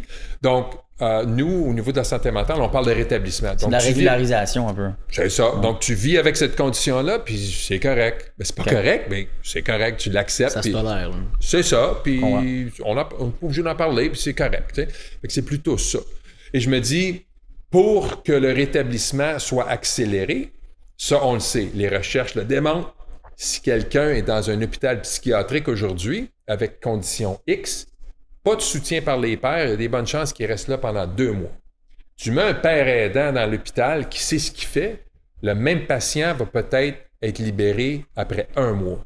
Okay. Donc, au niveau du système de santé mentale, là, si tu peux désengorger les hôpitaux, traiter plus de patients, parce que les patients passent 1 mois versus 2, puis ça, les études sont claires. Ça change tout. Là. Ça change tout. Mais au Canada, au Québec, on a des pères aidants un peu partout, mais c'est pas stratégique.